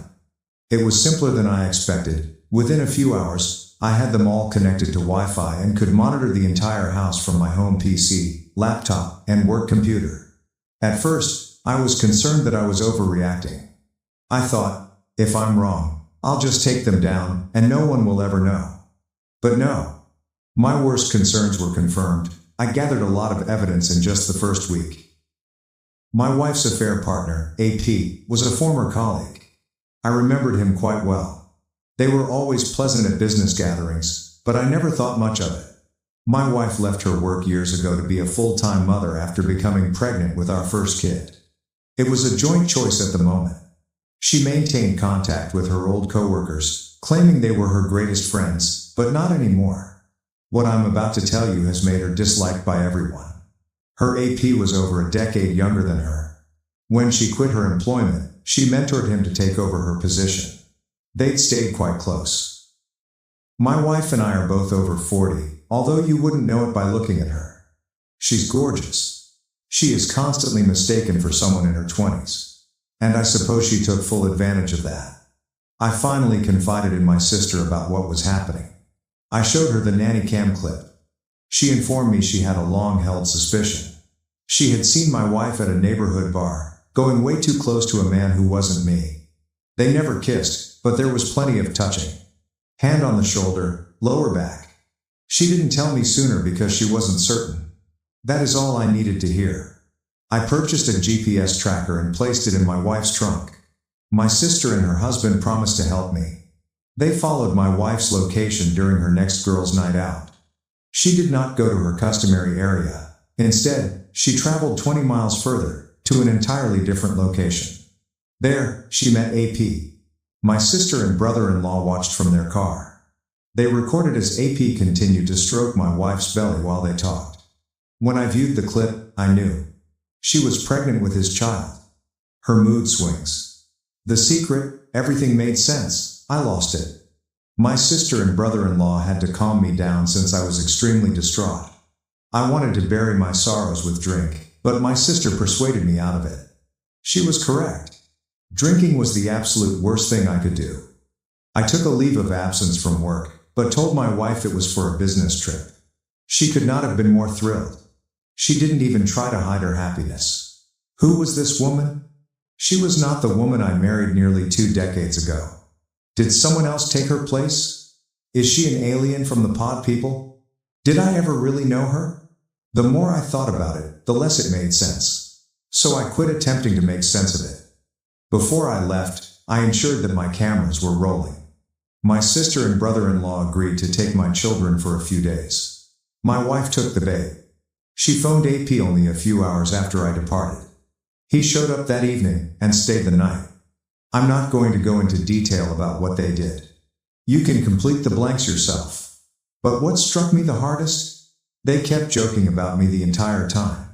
They openly discussed their kid and how they wanted to figure out what to do before her tummy began to show, since she was already more than 3 months along at the time. There was no way it could be mistaken for mine. AP is a different race than me, so it would be evident from birth that the kid wasn't mine. My wife dismissed AP's concerns, saying they had months to straighten things out. Then she shamelessly claimed that this wasn't even her first affair, having slept with another man when she was 29 years old. She told AP that she was weary of having to be the good housewife, tired of being around a dull man like me who made her feel old, and that if it hadn't been for my financial security, she would have left me long ago. Even AP inquired about her plans for our children. Her precise words were, "He can have them." She didn't want to be around them any longer because she thought they liked me better, and she'd be having her do-over kid anyhow. I almost flung my laptop across my motel room because I was disgusted. But I controlled myself, drank a few beers from a six-pack, ate at a diner, and then watched a movie. After that, I spent half the night lying in bed, contemplating, until finally falling asleep. I thought I knew my wife rather well. I loved her. I would have given her everything. But, in the end, some individuals are simply nasty, and you'll never truly know who they are until they expose their actual nature. I made up my mind right then and there. I was going to destroy her through divorce. I am typically a polite and quiet man, but if you push me too far, I may become your worst nightmare. The following day, I went straight to a law company and requested the meanest divorce lawyer they had. I reside in an at-fault state, so once I caught her affair on camera, she was doomed. At first, the lawyer was hesitant that I would hire him so rapidly, but when I told him more about my position and showed him some video footage, he gave me a mischievous grin. We shook hands, and he promised to start right immediately. This was the type of case that divorce lawyers like working on. A few weeks later, when I was working from home and the kids were in school, my wife was served with divorce papers. The sheriff delivered them right into her hands, and my cameras captured it all. She appeared horrified as she opened the envelope, read the contents, and suddenly lost her mind. She stormed into my office, yelling at me, but I remained cool and composed the entire time. I had already checked out of our marriage. She tried to argue, but I simply told her that I had made up my mind and wanted her out of my house. I was the only one who had ever paid into the mortgage. She screamed at me, "You can't do this to me," and even threatened to tell people that I had battered her if I brought her to court. She even threatened to have me fired from my job. I told her to go right ahead. She could make up whatever falsehood she chose. It would not save her. It wasn't like she hadn't already planned to screw me over. She was pregnant with AP's child after all. Her eyes widened.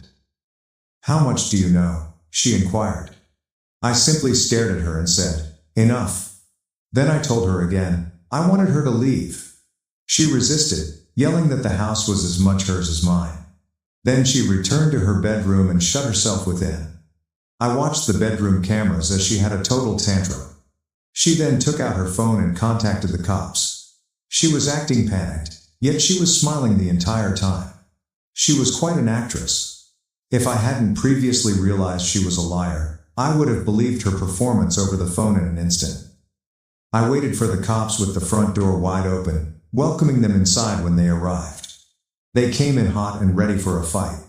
However, the house was clean. There were no traces of a fight. Then my wife ran out of the bedroom, grabbed one of the officer's vests, and began crying, accusing me of being a monster. I asked one of the officers if I could show them evidence of what was going on, and he said okay. My wife was surprised. She had no idea I had recorded everything. I took out my laptop and showed the officer video footage from my security cameras. First, I aired a video of my wife claiming she would make stuff up to ruin my life. Then I showed them the video of her running from my office into the master bedroom. Finally, I aired a clip from the bedroom camera in which she called the cops and flatly lied. I had captured everything, from different perspectives. Despite her assertion that I hit her, she had no visible injuries. and the cameras throughout the house revealed a very different story than the one she told the cops. I then handed the officers a thumb drive, telling them it held all of the footage they needed to establish she had phoned them under false pretenses. Despite all of this proof, my wife continued to lie. She argued that I was an abuser, even claiming that the recordings were unlawful and inadmissible. I quickly explained that these were entirely legal. They were security cameras within my own home, not in a public place. She turned to the officers and urged them to take action. And they did. She was the one handcuffed. She immediately began crying like a child. I just sat there and shook my head. This was once the woman I adored for many years. I felt she was a wonderful, intelligent, and endearing individual. I could not have been more wrong. As the cops led her away, she cried that they couldn't do this to her. But she didn't fight back because she knew fighting arrest would just increase her charges. Once she was gone, I canceled all of her credit cards, which were in my name. I also canceled all future payments to our joint bank account. She'd have to use her own money to get herself out of jail. And she had a lot saved up. For years, she had worked while I paid the mortgage. She was far from broke. The next day, she returned for her automobile, but I'd already packed several suitcases full of her clothes and personal belongings and left the key on the seat. She couldn't even walk back into the house. Her parents came to speak with me. Her parents approached me the day after she had bailed herself out. They initially only knew the warped version of events she had told them, the same lies she had told the police.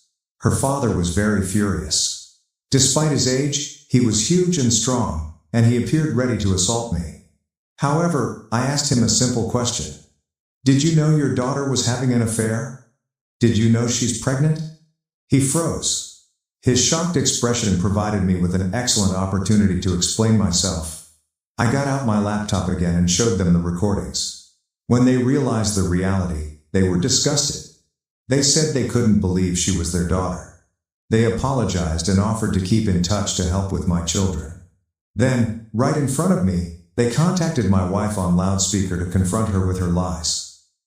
She initially tried to defend herself, until they informed her that they were standing right next to me and had seen the tapes for themselves.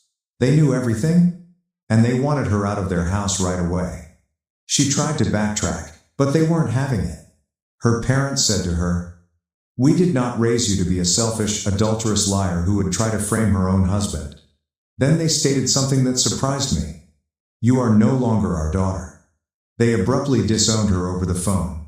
They ended the call before my wife could say anything else. She called them back several times, but they always ignored her. When my in-laws returned home, not only was my wife gone, but she had destroyed various items in their home. My mother-in-law was in tears due to the devastation. I still consider my ex-in-laws to be family because they see their grandchildren on occasion, but my ex-wife is basically dead to us. A few days later, my wife returned with AP in tow to gather her belongings. AP would not even enter the house, and my wife would not speak to me while she gathered the rest of her possessions. She was aware that cameras were everywhere, and that attempting anything would just lead to a deeper hole. I wasn't alone either. My sister and brother-in-law were present to keep an eye on her. My brother-in-law made sure to keep an eye on AP from the window, just in case. While my wife was still packing, the kids arrived home. She made no attempt to speak to them, even when our youngest cried for her. Before departing, she ripped our wedding photos from the walls and hurled them on the floor, breaking the glass. I believe she desired a reaction from me because she gazed at me while doing so. But I didn't say anything. Seeing that I would not satisfy her, she collected the last of her bags and walked out the door. After she went, I had to contact my elderly mother to remain with me for a bit. I couldn't care for my kids on my own, and I didn't have much childcare help. Furthermore, I couldn't take too much time off work. At the same time, I scheduled DNA tests for my children. I was confident they were mine, but several others cautioned me to be certain. Fortunately, both of my kids are mine. I also was tested for STIs, and happily, I was negative. About a week later, my wife arrived at my door again. She stated she'd agree to a clean divorce if I would too. That meant she'd receive half of everything. If she thought I was stupid enough to consent to it, she was mistaken. I declined in front of her. There was some back and forth, and she basically admitted that she had researched the laws and discovered that they were not on her side. We had met, become engaged, married, and spent our entire lives in this state. There was no way she could escape a significant loss unless I agreed to settle. I refused. I said to her, "You betrayed me, our kids, your parents, and practically everyone by having an affair." Then I slammed the door on her face. She departed softly. I did not see her again until court. Several months later, we were in divorce court. By then, my wife was clearly pregnant, but AP was nowhere to be found. I completely anticipated her lying to the judge, which she did several times. But I had sufficient video proof to disprove any lie she told. She did not stand a chance. When she realized her falsehoods wouldn't work, she tried a fresh strategy: postponing the divorce. She refused to participate, imposed unreasonable conditions, and dragged everything out. She wanted most of my savings, a lengthy list of my own assets. I would buy out her half of the house, despite the fact that she had never paid into it. On my end, I was pushing for full custody of our children and the removal of her name from the house deed. I had clear video evidence that proved she stopped caring for our children. She was eager to fabricate lies to ruin me. She kept procrastinating and changing demands, but the court wouldn't have it. This is an at-fault state, therefore she was entitled to very little, especially as an adultery. And the fact that she attempted to frame me exacerbated her situation. In the end, she lost custody of our children and walked away with only her things, a fair financial settlement considering the circumstances, and the automobile I had previously purchased for her. The title was in my name, but I signed it over without hesitation as part of the settlement. She had made no attempts to communicate with our children throughout the divorce, so I received full custody. The house is now wholly mine, and I am totally free of her. My now ex-wife attempted to continue lying about me to others prior to and after the divorce, but my sister ensured that word spread about my wife's infidelity. Once our mutual friends understood who was telling the truth, they quickly cut her off. She and her AP left town together once their divorce was finalized. I heard that AP was not fired, but rather transferred. To where? I do not know. Honestly, I don't care. They could have sent him and my ex to freeze in Greenland for all I cared. I'm just glad they're both gone. By now, my ex should have had her do-over baby, and I hope it was all worthwhile for her. This is not the type of story I expected to publish on Reddit. I started out by talking about my wife releasing a bunny where a hawk could catch it. However, many of the responses I received back then reminded me that I should have paid attention to the red signals far sooner. I believe I just wore rose-tinted glasses throughout our marriage. But it's over now. Thank you to any readers who made it through this. I understand it was a lot to read, but this is my life. I had my ex's name removed from the house deed because every bank document proved that I was the only person who had ever paid into it. My ex was also constantly arguing with the judge, and in an at-fault state, being a confirmed cheater puts you in a lot of difficulties during a divorce. It's similar to having a signed prenup against you. And when I said I hired the meanest lawyer in the firm, I meant it. The man resembled a bear and a shark mixed together. My ex-wife received a $60,000 settlement, as well as the car I bought for her 2 years earlier for $50,000. I had totally paid off the car and handed the title to her. She was also offered partial custody of our children, but after the court saw the video of her claiming she didn't care about them anymore, she didn't bother fighting for custody. Instead, she gladly gave up all parental rights when she saw she wasn't going to get her way. And if you think the cops wouldn't have arrested her for lying, think again. The cops here don't mess around. My ex attempted to paint me as a wife beater with a psychotic smirk on her face. That is plenty of justification for an arrest. Now, on to the next story. Story 4. My wife, learning I was infertile, grew distant and eventually left for another man. Her family and friends reached out, but I refused to help. It's common to hear statements like, "I never saw it coming." That's exactly how it was for me. Though I had been married to my wife for 4 years, I honestly thought we were doing well. For the most part, I thought we were in accord. We had a life plan in place. The difficulty is that I felt we both wanted children. We started serious discussions about it as soon as we got married. She would continuously emphasize her wish for 2 or 3 children, droning on about the names we would give them, nursery decor, and other details. She would even spend hours online planning our future children's lives, browsing baby goods and clothing. It kept us linked and provided a topic for discussion. We were excited to begin this new chapter in our lives together, and everything seemed to be going as planned. But then we got some horrible news, which devastated me. After a few months of attempting to conceive, we went to the doctor to figure out what was happening. To shorten a long story short, it was me. The doctor essentially told us that our chances of naturally becoming parents were slim because my count was far too low. It felt like a stomach punch. I felt unworthy. Our entire set of plans went in an instant. The news hit me hard, incredibly hard. I found myself in a bad situation for a while. I was a total catastrophe at first, but therapy eventually helped. At first, she appeared to be quite supportive, saying that it didn't matter and that she would be okay with just the 2 of us. However, there was something off about the way she said it from the outset. She appeared to have dropped it way too quickly. She was all about creating a family 1 minute and then suddenly said she didn't need children to be happy. I understand that people's opinions evolve, but her entire behavior struck me as weird. She had stopped talking about children since she was preoccupied with baby names. Furthermore, it appeared that she began to perceive me in a different light. She would suddenly start making tiny barbs at me, something she had never said before. She would make comments about how I wasn't taking care of myself, how I should exercise, or how I should be more productive at home. Yes, I could have gained a few pounds, but it appeared like she was always looking for reasons to accuse me of something. When I asked her about the dramatic change in attitude, she dismissed it. She said that I was very sensitive and was just imagining things. But I knew there was something wrong. She was not like the woman I married, who would sit with me for hours discussing our future plans.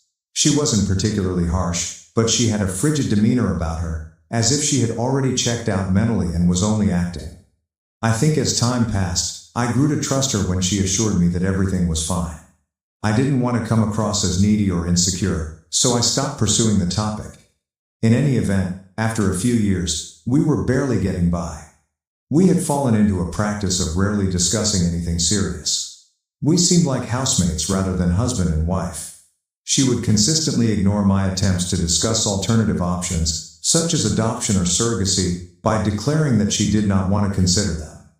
I never believed her when she said, "As long as we're together, I'm happy."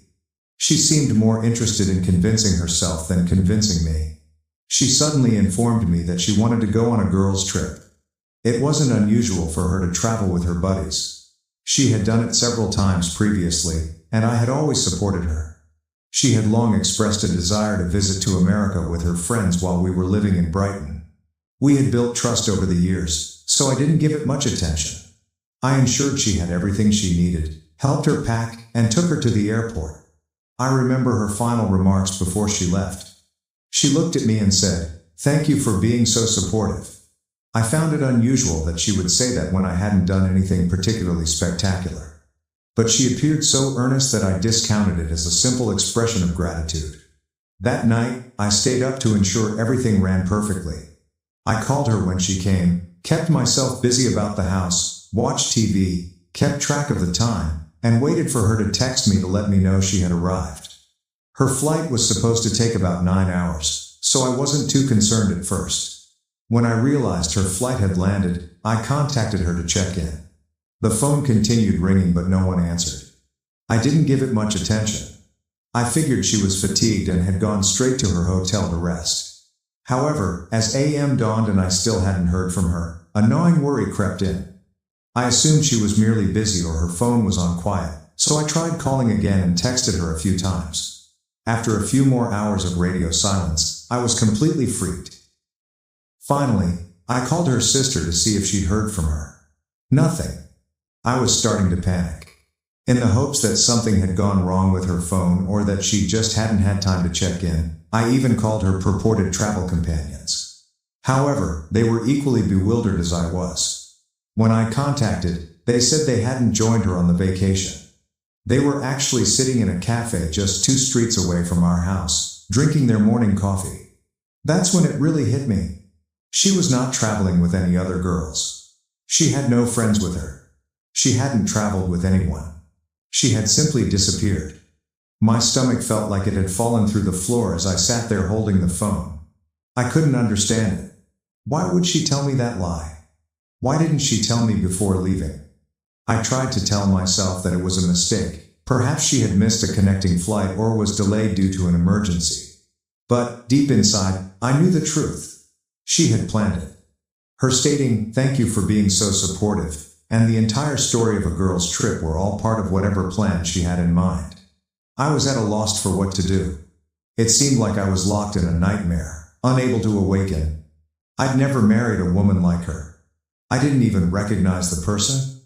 The coldness, the fact that she had stopped discussing our future, and the subtle jabs at my appearance and health, all of this immediately made sense. I just hadn't noticed. Perhaps I didn't want to see that she'd been drifting away for a time. I just sat there that night, staring at my phone, waiting for a call, a text, anything. However, nothing happened, and I knew it wouldn't. I remember lying there staring at the ceiling, and when I awoke the next morning, I assumed it was all a bad dream. However, when I noticed that her side of the bed was vacant, reality hit in. She had actually left. After packed her bag, she vanished. The promises I had made to myself the previous evening, maybe she was late, maybe her phone died, were no longer legitimate. She had plainly planned it. She wanted to leave. I was in utter denial for the first few days. I kept contacting her phone, wanting to hear her voice and get an explanation. I even left messages, hoping she'd respond. I struggled to find words half of the time, but I kept trying. However, all I got in return was quiet. Strangely, the silence made matters worse. It was as if I'd always been a stranger to her, left alone to figure out what had gone wrong.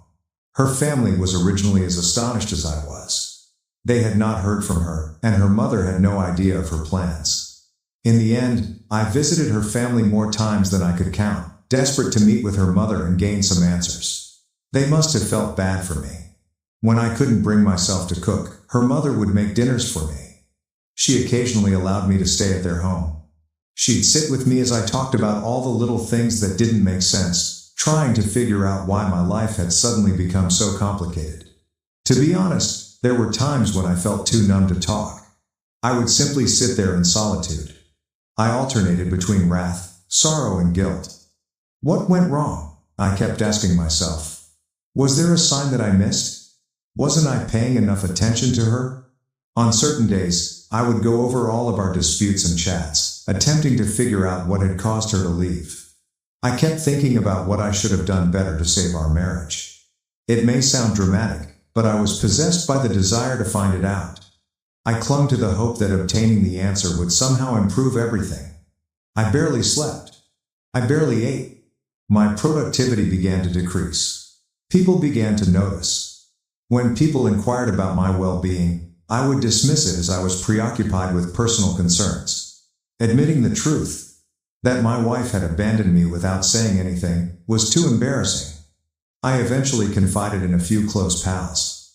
They did their utmost to divert me by taking me out and pushing me to move on. But even when I was among them, my thoughts kept going to her. Where was she? Why wasn't I enough for her to stay? One of the most difficult parts was the constant inquiry from others, neighbors, relatives, acquaintances, and even former coworkers who had learned I was married. Each time someone inquired, "How's married life treating you?" Or, "How's your wife?" It was like peeling off a new scab. I'd simply grin and fib, assuring them everything was all right. But each time I said that lie, it felt heavier. Finally, treatment proved to be the only thing that helped. I'd never gone before, but after months of barely functioning, I realized I couldn't do it alone. I needed to speak with someone who was neutral and did not carry the weight of our common experience. I contacted a therapist and began attending weekly sessions. It helped. I talked constantly about her fury, betrayal, and the hole she had left behind.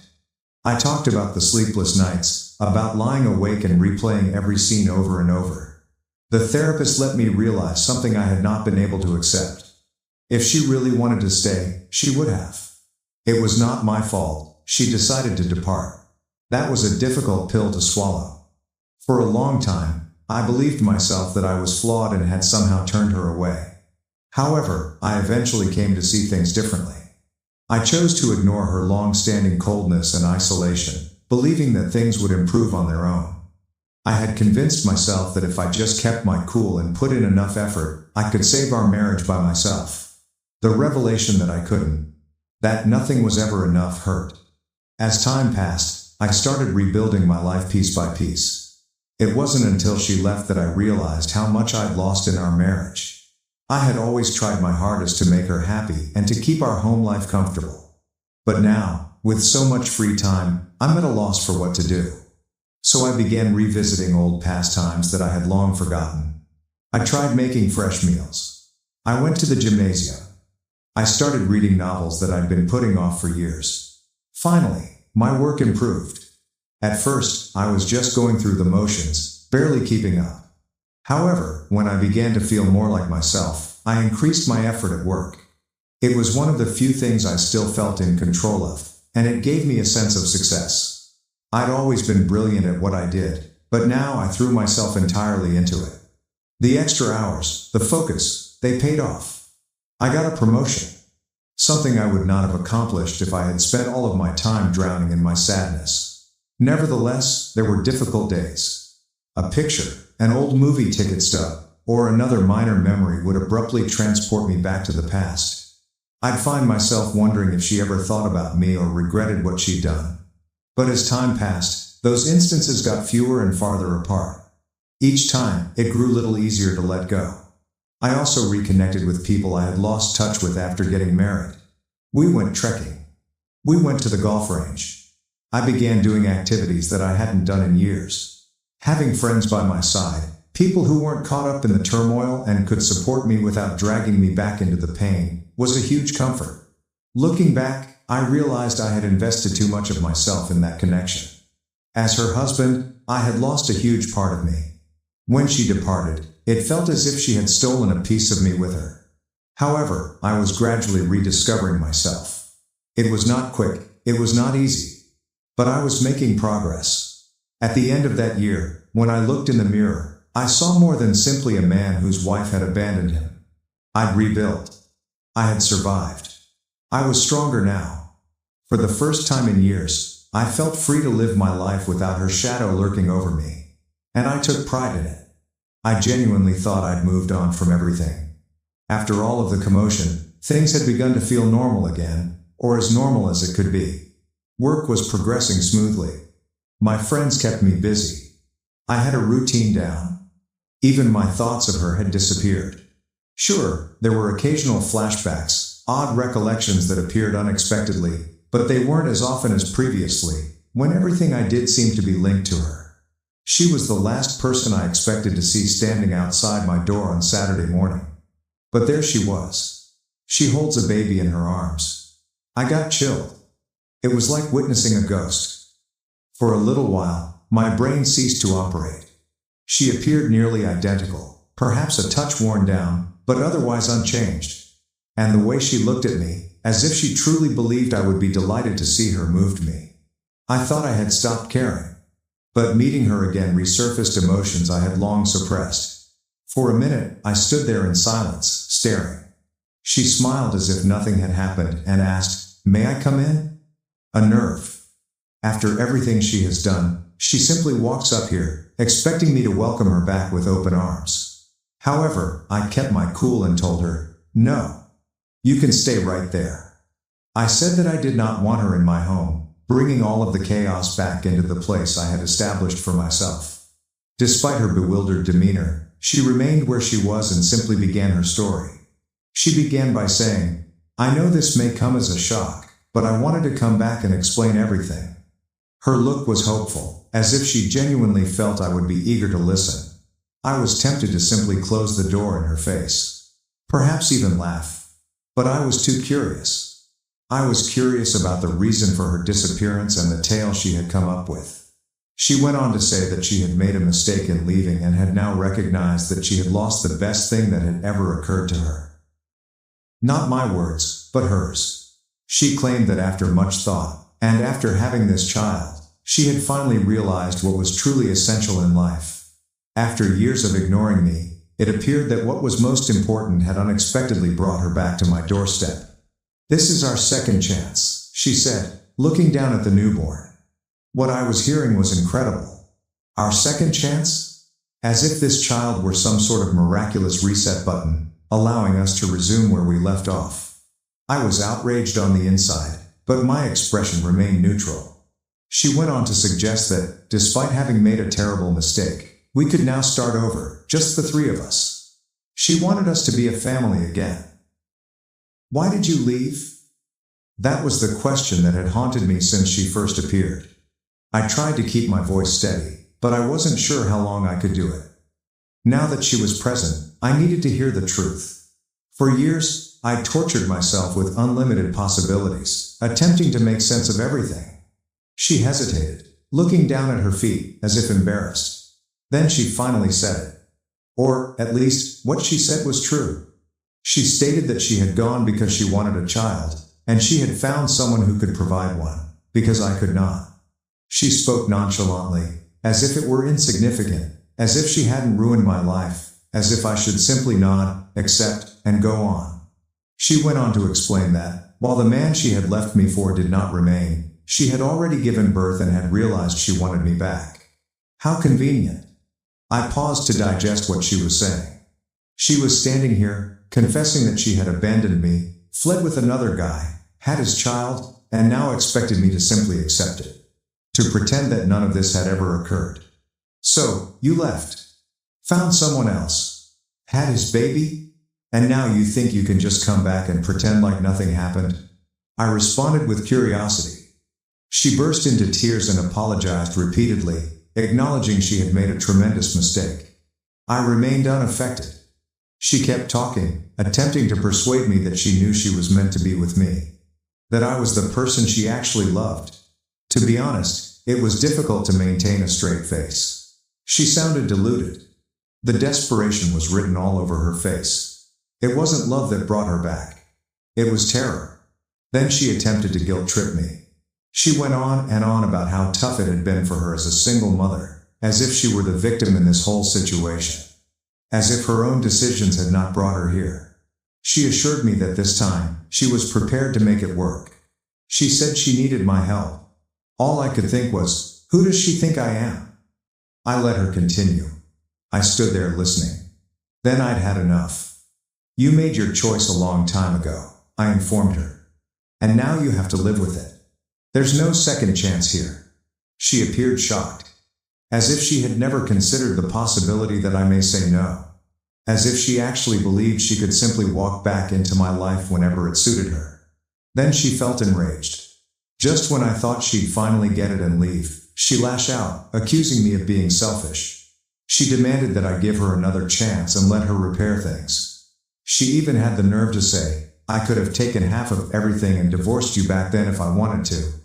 And then she said, "The house should still be hers." At that point, I felt a burst of relief. Her disguise had finally slipped. Finally, I was seeing her actual self. I did not argue. I did not yell. I simply looked her in the eye and replied, "We're done. You wanted a different life, and now you have it. This is no longer my responsibility," I simply stated, staring at her. Then I closed the door in her face, interrupting her mid-sentence. I was not interested in hearing what else she had to say. As I stood there, listening to her muffled screaming from the other side of the door, I felt strangely calm. She had the ability to shout, cry, and knock at will. But I knew one thing for sure. I would never allow her back in. The woman I had once loved and married no longer existed. In her place stood a stranger, a self-centered, entitled stranger who believed she could pick up the pieces whenever it suited her. I stepped away from the door and sat down, feeling lighter than I have in years. I assumed that was the end of it. I figured she would eventually understand and walk away. But no. Instead, she began hammering on the door, screaming various things. Her bravery is admirable. She had the guts to stand up and insist that I listen to her. Here. At my door. The one spot I fought to recapture after she abandoned me. At first, I pondered ignoring her and letting her scream until she got exhausted. But then curiosity got the better of me. I was curious what kind of excuses she would come up with this time. So I opened the door. Just enough to let her know I was listening. Not enough to allow her in. She appeared stunned. As if she'd just been smacked. As if she expected me to react differently. As if we were simply having a usual dispute rather than coping with the implications of her abandonment. Then she began into a long monologue. She expressed her willingness to forgive me for closing the door on her. About her desire to start over. She went on and on about how, if we both worked hard, we could get things fixed. And that's when I lost it. I laughed. Not simply a chuckle, a full, sincere, and unrestrained laugh, because this woman possessed more nerve than I had ever seen. When I did, she snapped.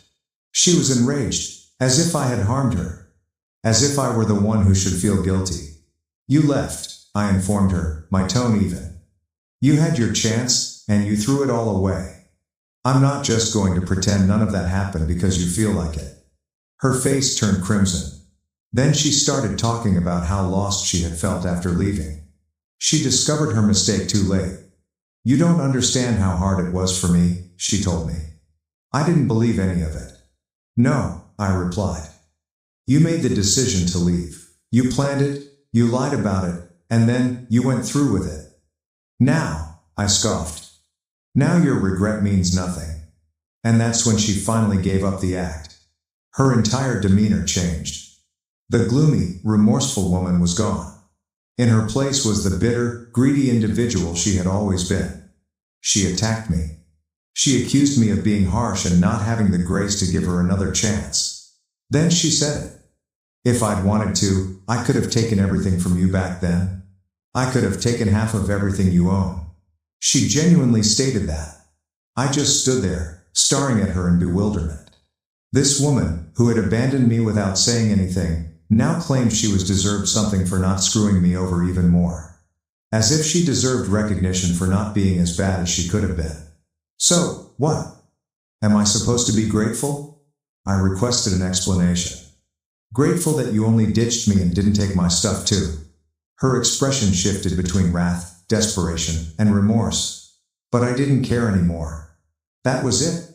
That was the point at which all of the years I had spent questioning myself, wondering if I had done something wrong, vanished. For the first time in years, I saw her as she truly was. I felt free. But she wasn't done. She began pacing my porch, shouting about how I'd regret not giving her another chance. I'd never find somebody like her again. She even tried to make it appear as if I was the one losing, as if she were the prize. It was surreal. This was the same woman who had demolished everything we'd constructed. Yet there she was, acting as if I should be asking her to stay. When she realized I wasn't going to cave, she grew louder.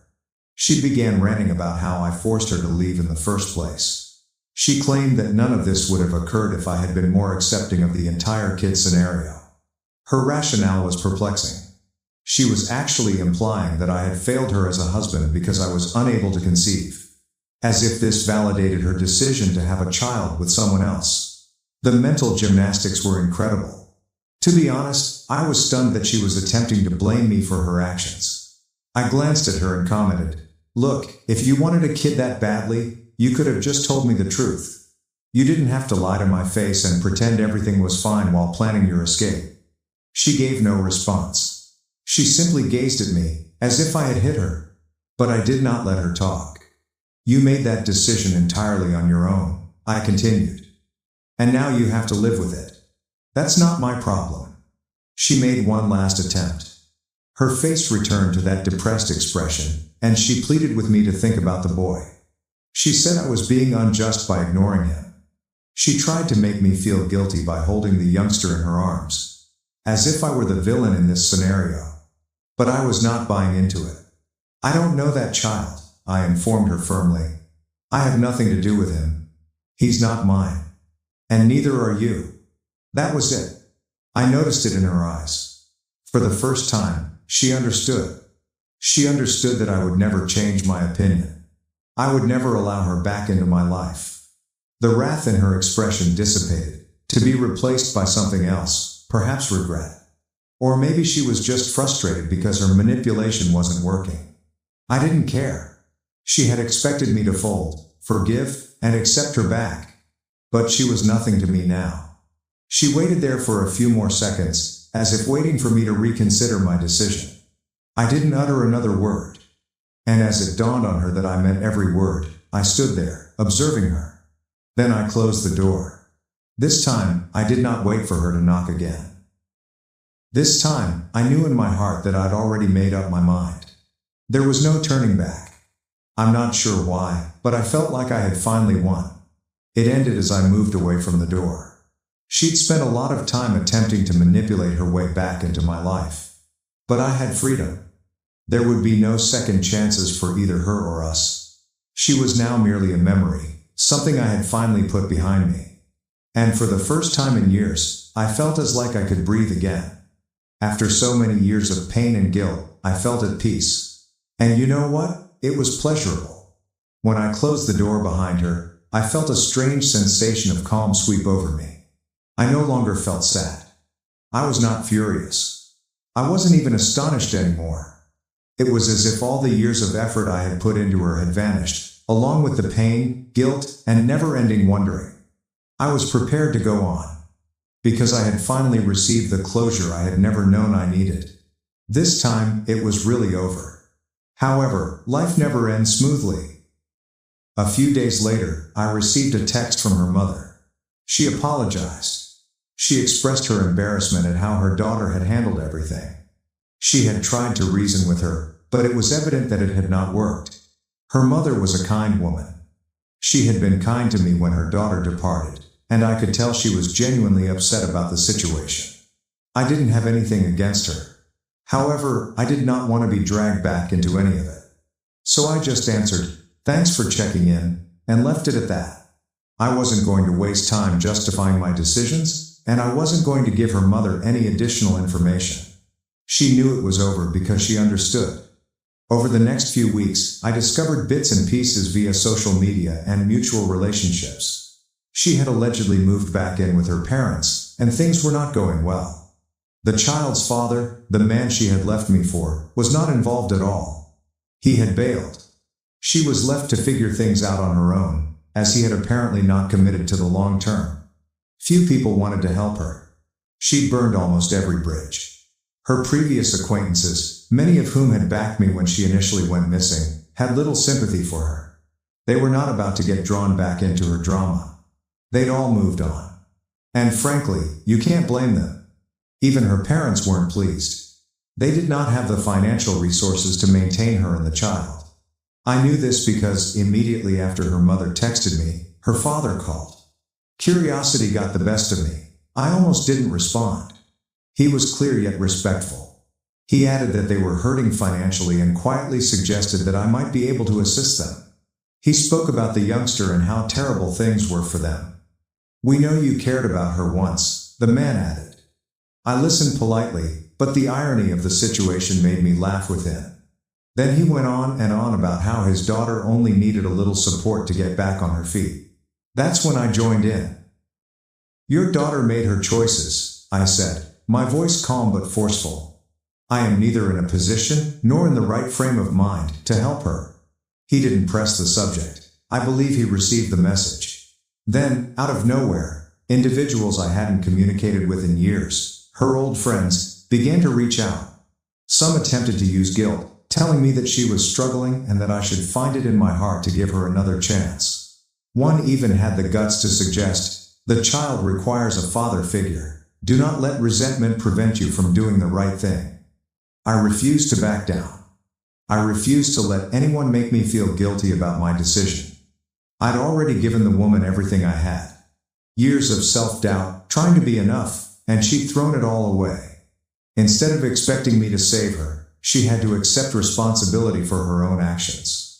The calls and mails gradually slowed and eventually stopped completely. It seems that everyone had finally understood I was serious. That I'd moved on. That I wouldn't get pulled back in. And that's when I really felt at ease. For the first time in years, my life seemed normal. I had friends, my job, my routines. I'd recreated my life on my own terms. It wasn't lavish or glamorous, but it was mine. Ironically, I found myself rediscovering joy in the small things. Things I had overlooked when I was married. I began reading novels that I had planned to read for years. I cooked my own meals. I took long walks. And for the first time, I felt liberated. I didn't need anybody's approval. I wasn't always concerned about someone else's happiness. For once, I arrived first. Every now and then, I would come across someone who knew us both. They'd say, "Hey, whatever happened to her?" I would respond briefly, politely, and change the subject. I didn't need to revisit that part of my life. It wasn't like I was hiding anything. I had previously perfected the capacity to abandon her. The last I heard, things were still not going well for her. She was jumping between her parents' house and sleeping on friends' couches. She couldn't keep a consistent job.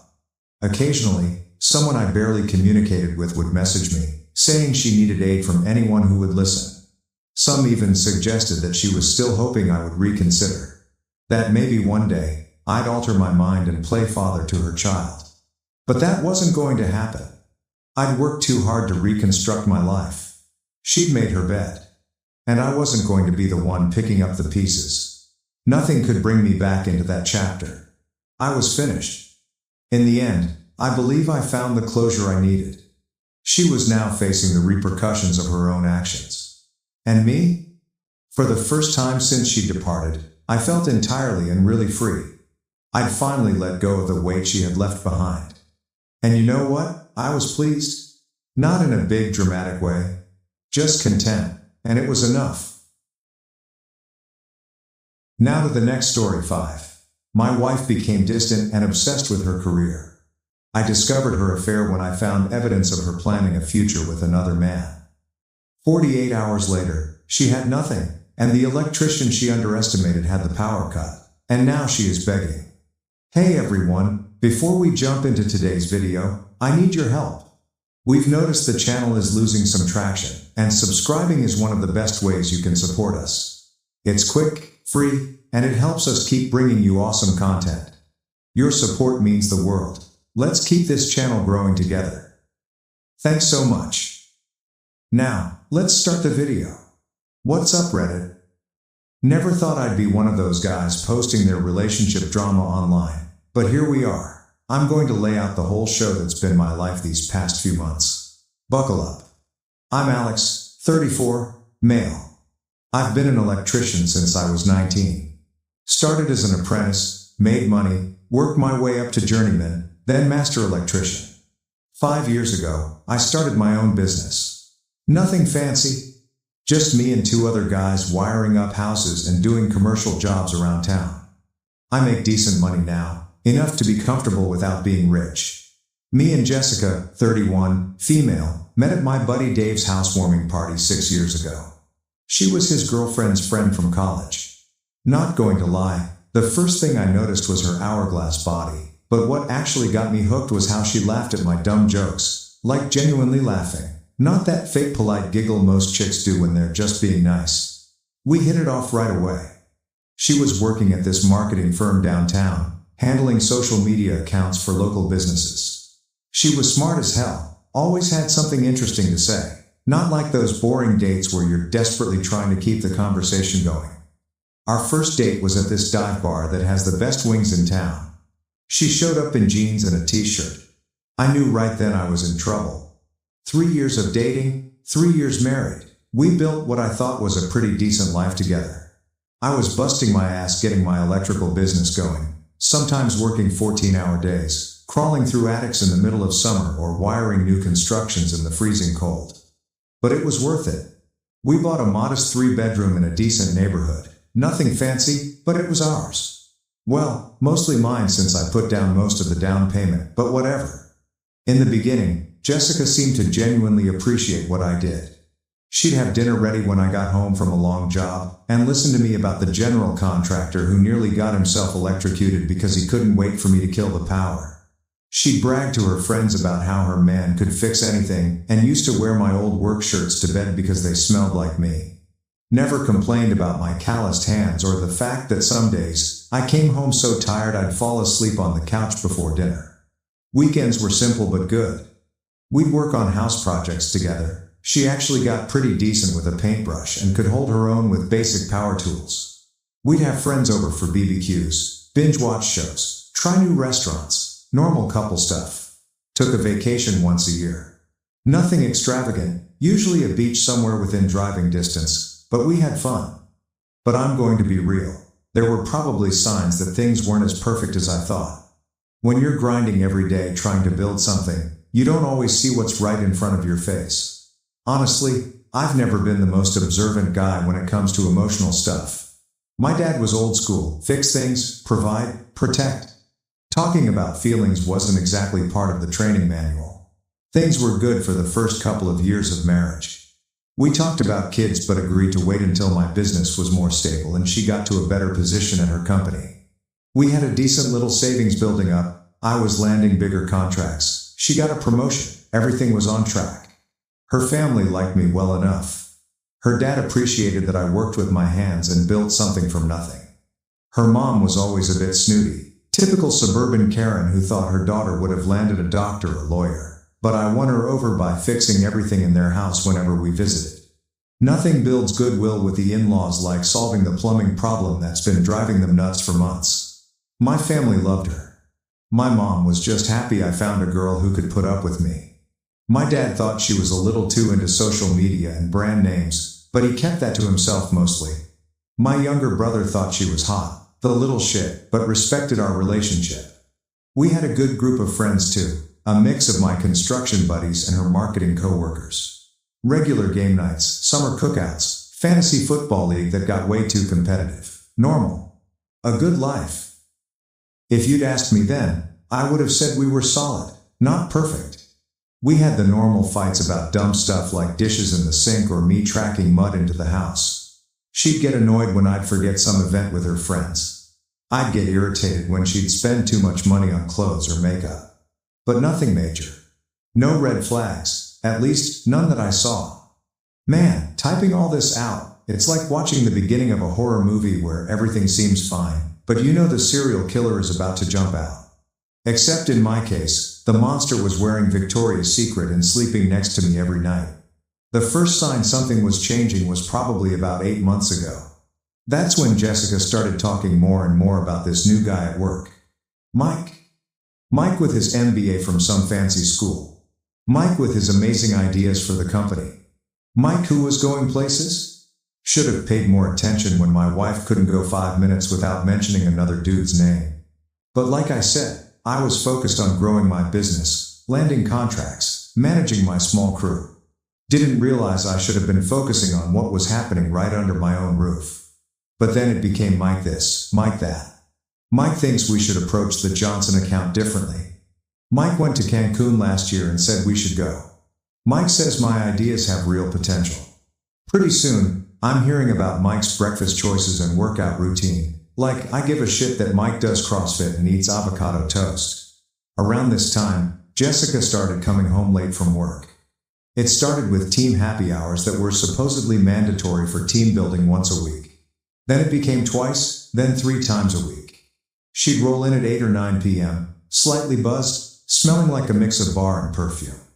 When I'd ask about her day, she'd get this distant look, like she was mentally somewhere else. She started making these little comments about how her college friends were doing so much with their lives. One just bought a vacation home in Colorado, another got promoted to VP at some tech company, always with this weird undertone, like somehow our life wasn't measuring up. Mike says I have real management potential. He thinks I should be aiming higher, she'd say, scrolling through Instagram while I tried to tell her about landing a big contract for a new office building downtown. Like my success meant nothing because I wasn't wearing a suit to work. Then came the appearance changes.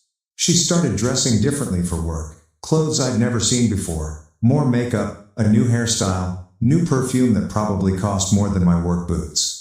She started going to get her nails done every week instead of every few months for special occasions. The gym was next. Suddenly, my wife, who used to groan about walking the dog around the block, Was hitting the gym at 6 a.m., before work at some fancy new place downtown with classes, smoothies, and personal trainers. $200 a month compared to the perfectly good $30 a month place 5 minutes from our house. She was coming home later and later, always showering at the gym after her workout, so she'd arrive home freshly showered, makeup perfect, hair done, at 8 or 9 p.m. Because that's totally normal after a sweaty gym session, right? I'm not the jealous type. I've never been the guy who checks his girl's phone or tracks her location. I always figured trust is either there or it isn't, and if it isn't, the relationship is already over. But I'm also not stupid.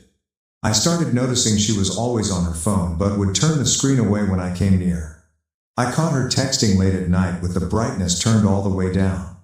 She would take calls and suddenly need to step outside for better reception, at our house, which has never had reception problems.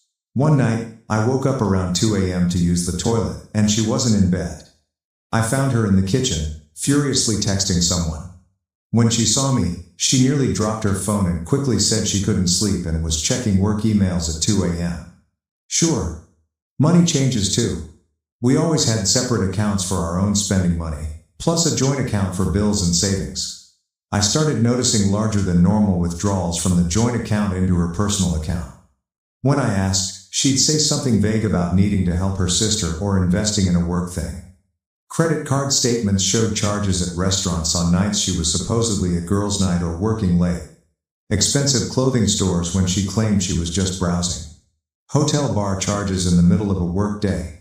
The final straw was Valentine's Day. I'm not usually big on that commercial holiday, but I made reservations at this nice steakhouse she'd been wanting to try. Ordered flowers to be delivered to her office. Even bought her this silver bracelet she'd been hinting about.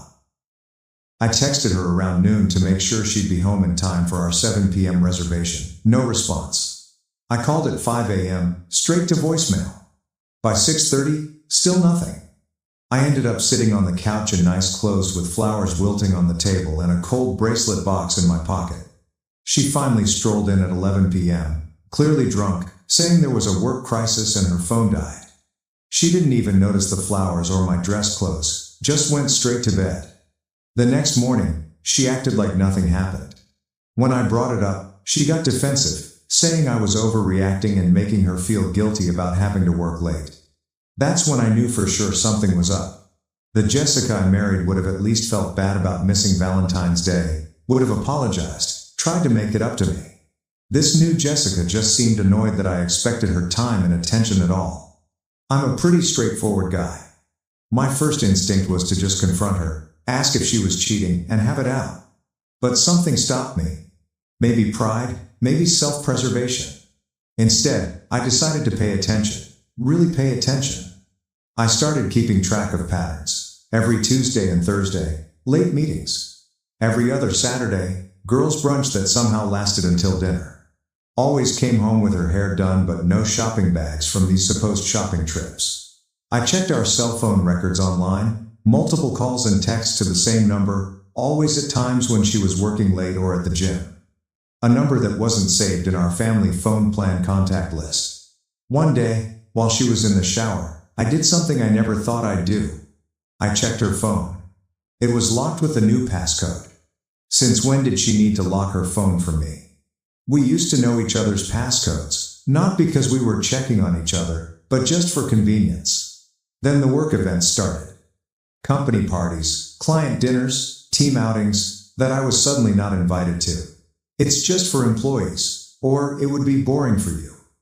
The Jessica I married used to love showing me off to her coworkers, introducing me as her sexy electrician husband. I'm not the most observant guy with relationship stuff, but even I couldn't ignore what was happening. My wife was pulling away, building a separate life that I wasn't part of.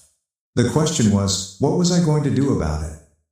As I was deciding what to do, the universe decided to hand me a piece of real evidence. I was fixing our leaky bathroom sink when I dropped my wrench, and it knocked over Jessica's makeup bag that was sitting on the counter. While picking up the scattered lipsticks and whatnot, I found a hotel keycard tucked in the side pocket, not from any vacation we'd been on. This one was from the Marriott downtown, walking distance from her office. Weird thing to keep as a souvenir unless it had some special meaning, right? I put it back exactly where I found it and finished fixing the sink like nothing happened, but that keycard kept eating at me. That night, after she fell asleep, I did a deep dive into our finances. Jessica always handled the bills and budgeting. Not because I couldn't do it, but she was pickier about that stuff, and I was happy to let her deal with it. I logged into our joint accounts and started going through recent statements. Found large withdrawals to her personal account over the last 3 months. We're talking about $500 here, $700 there. Money that was supposed to be for our future, our savings, our life together. Credit card statements showed shopping charges at stores way above our usual budget. Dinner charges on nights she told me she was eating with the girls at restaurants that were definitely not the casual places her friends usually picked. Charges at high-end lingerie stores for stuff I'd never seen her wear. Then I spotted it. A hotel charge from the same Marriott downtown from 3 weeks earlier. Just a bar charge, not a room, but still, she hadn't mentioned being at any hotel bar. When I cross-referenced with our text messages from the day, she told me she was working late on a big presentation. My buddy Trent works in IT security. We've been friends since high school. I'm not proud of it, but I called him up and asked if he could help me access Jessica's email. I told him my suspicions. He was hesitant at first, but he'd been through a bad divorce himself after his ex cheated, so he understood where I was coming from. He helped me set up a simple keylogger on our home computer, just a basic program that would capture her passwords the next time she logged in. Shady? Absolutely. Legal? Probably not. But at that point, I didn't care. I needed to know what the hell was going on. 2 days later, I had her email password. There it was. Message after message with this Mike guy. Weekend plans, complaints about me, how I was stuck in my underdog mindset while Mike was going places, how she was settling by staying with me, how she deserved more luxury in her life than I could provide. The same Mike who I now knew was her direct supervisor, who had just gotten promoted to regional director at her company. The same Mike who, according to his Facebook profile, that I now stalked like a psycho, was married with a 2-year-old and another kid on the way. There were hotel confirmations, screenshots of apartment listings they were looking at together, messages planning their future after she left me, all while she was sleeping next to me every night, eating the dinners I cooked, and living in the house my work paid for. One email from Mike read, "Just a few more months, and my bonus comes through. Then we can both leave our dead-end situations and start fresh. Just be patient and keep things normal at home." I felt like I'd been punched in the stomach. 6 years together, 4 years of marriage, all a lie, or at least it had become one. I sat in my truck for an hour that night, parked outside our house, just thinking. Rage, betrayal, everything washing over me. Part of me wanted to storm in, pack her stuff, and throw it on the lawn. Part of me wanted to find this Mike and introduce his face to the pavement. Part of me wanted to just get drunk and set something on fire. But I didn't do any of that. I'm not that guy. Never been the type to lose control, even when every part of me wanted to. My dad always said, when you're angry, that's exactly when you need to think clearest. Old man was right about that at least. Instead, I started making plans. If Jessica and Mike were plotting their exit strategy, I needed to be 2 steps ahead. I wasn't going to be the chump left holding the bag when they decided to pull the trigger on their little escape plan. First, I set up a consultation with a divorce lawyer, a guy I'll call Richard, who my buddy used when his wife cheated. Supposedly a real shark. I forwarded all the emails I'd found, the financial records, everything. He confirmed what I already suspected. I had more than enough for an at-fault divorce on the grounds of adultery. But Richard suggested something smarter than just confronting her outright. If you show your hand now, she'll just get defensive and start hiding assets, he said. Better to be strategic about this.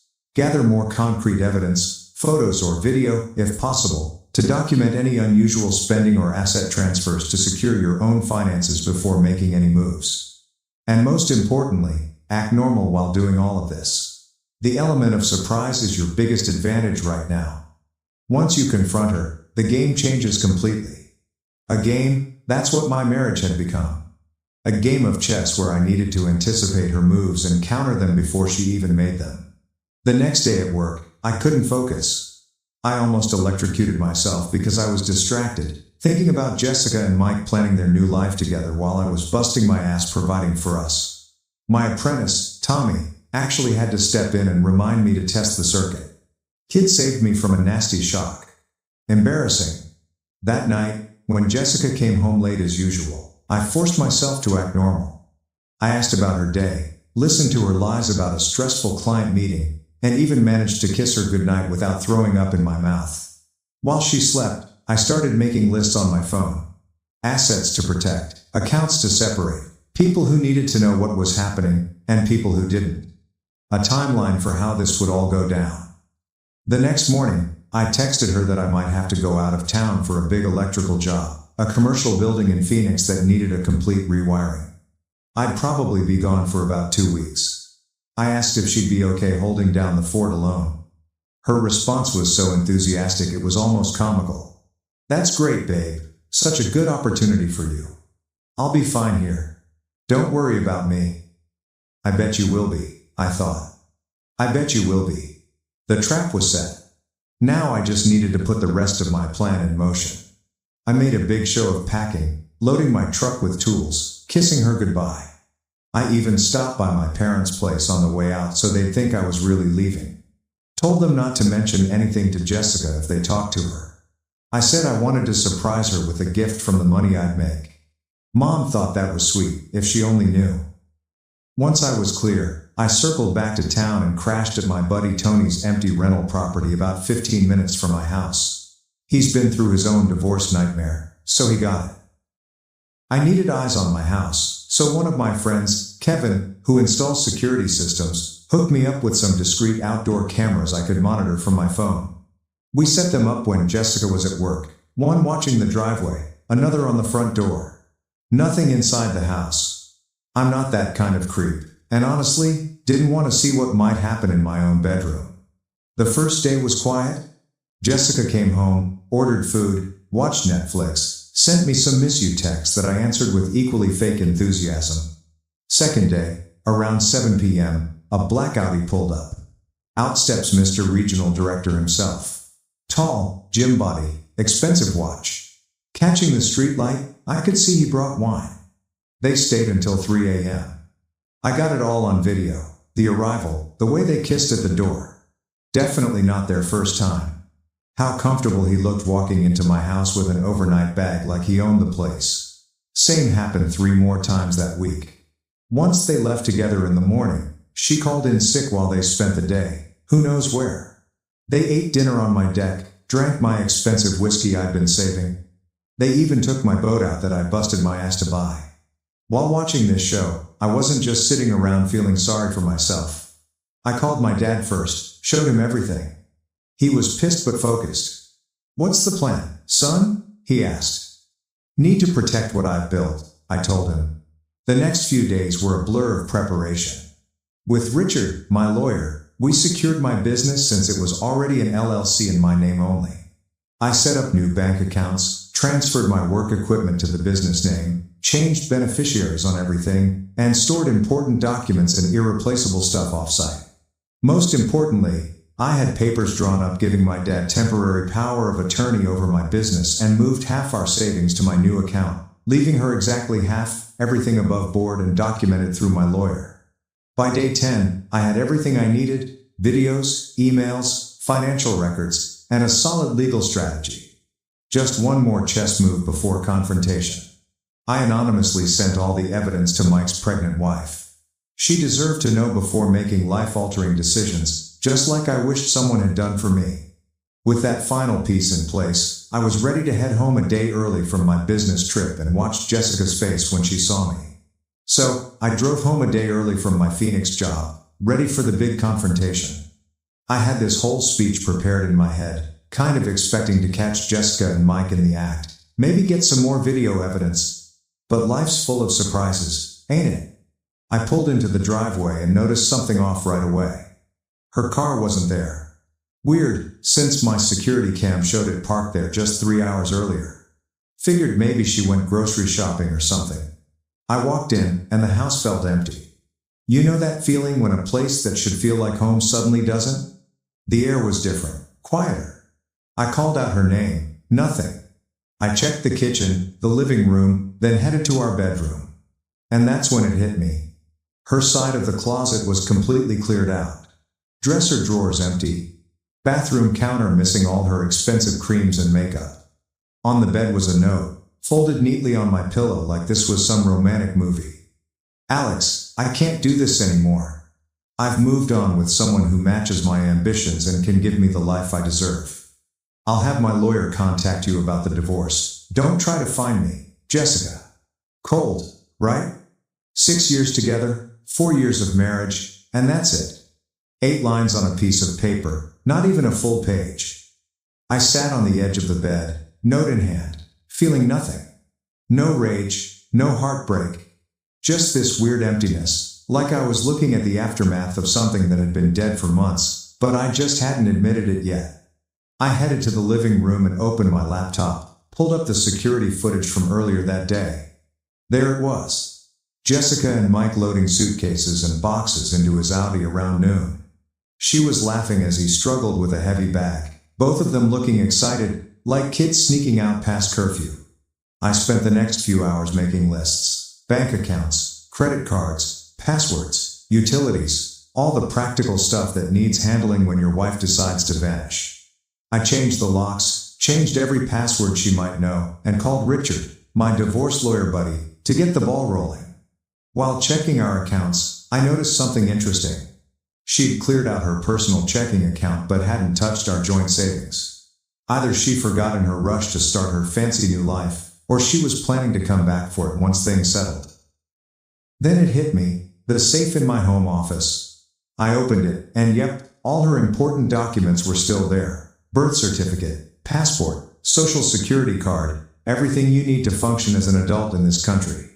She'd been in such a hurry to bail that she'd completely forgotten the basics. Stupid. I picked up my phone to text her about it but stopped. Richard's advice came back to me. Don't engage. Don't engage until we have everything in order. Let her make the first mistakes. Instead, I called my dad, explained the situation.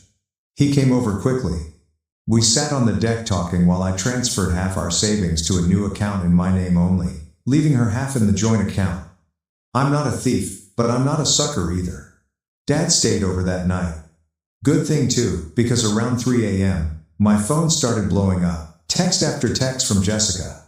Just realized I left some important things. Can we arrange a time for me to pick them up? Alex, please respond. This is childish. They're my documents. I need my passport for a new job opportunity. I shut off my phone and went back to sleep. Let her sit with her poor planning for a while. The next day was weirdly normal. I went to work, wired a new construction site, made small talk with my crew. Nobody knew my life had just imploded, and I didn't feel like sharing. I checked my phone at lunch, 27 missed calls, voicemails ranging from sugary sweet to threatening legal action. Mike had even called twice, trying to sound all authoritative about personal property law. I just texted Jessica once, all communication through lawyers from now on. Then I blocked both their numbers and finished my sandwich. 48 hours after Jessica's great escape, I was in the garage reorganizing my tools. What can I say?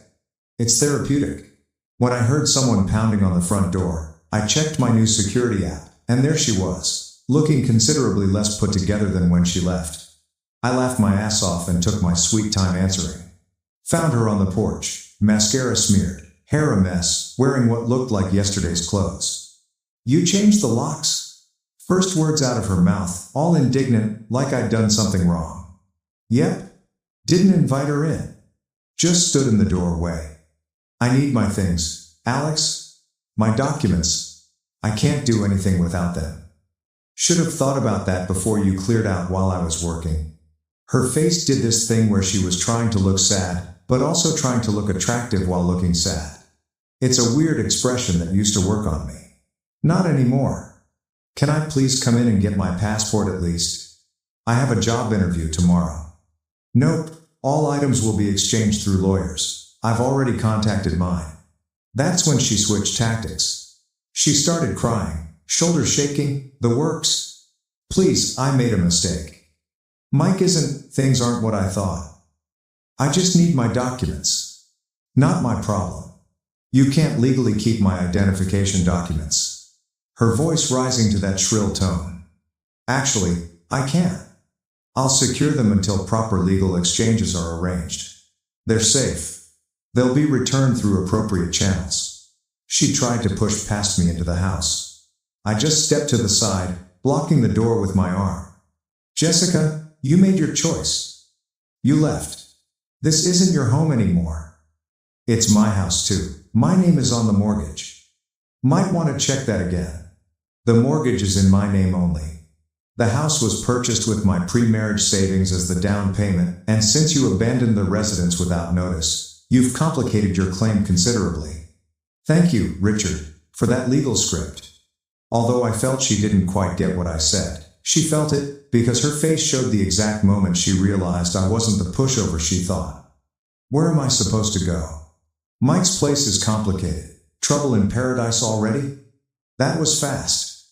She glared at me. His wife found out somehow, and showed up at his apartment screaming. Had all these emails and videos? Did you have something to do with that? I just shrugged. Sounds like karma to me. I have nowhere to go, Alex. Let me stay here until I figure things out. Just for a few days. I'll sleep on the couch. No. You're being cruel. Full waterworks now. After everything we've been through, it would be leaving someone with a note after 4 years of marriage. Cruel would be screwing your boss in our bed while I was working my ass off providing for us. Cruel would be planning to clean out our accounts once his bonus came through. Her eyes went wide. How did you? I know everything, Jessica. Every email, every plan, every complaint about my lack of While you were falling for his lease car and maxed out credit cards, she crumpled onto the porch steps, sobbing for real this time, not for me, but for her perfect exit strategy falling apart. I almost felt bad. Almost. I'll have Richard contact your lawyer about document exchange. You should go now. I closed the door, watched through the security cam as she sat there crying for another 20 minutes before finally calling her sister to pick her up. Later that night, my phone lit up with a text from an unknown number. This isn't over. You had no right to ruin everything. I forwarded it to Richard with one comment. More evidence for the file. I spent the next couple of weeks focusing on work and getting my life together. Had a massive rewiring job for a restaurant downtown that kept me busy. Plus, Richard was putting together our divorce strategy. And yeah, it's been 3 weeks since she showed up crying on the porch. The document exchange finally happened, supervised by both our lawyers at Richard's office. Jessica showed up looking rough. Dark circles under her eyes, wearing clothes I recognized from 2 seasons ago. Guess the fancy shopping sprees were over? She tried to corner me before the meeting. We need to talk privately, Alex. Nothing to say that can't be said in front of the lawyers. Richard was a beast. Had everything organized, documented, ready for signature. Jessica's lawyer looked annoyed the whole time, probably because she kept interrupting him to make emotional appeals directly to me. I made a horrible mistake, she said at one point, reaching for my hand across the table. We could work through this. I moved my hand away. We're here to exchange documents, not reconcile. Her lawyer finally had to tell her to stop because she was making things worse. That seemed to wake her up to the reality of the situation. As we were wrapping up, I found out through Richard that Mike's situation had imploded spectacularly. His pregnant wife, Emma, had filed for divorce with evidence of multiple affairs, not just with Jessica.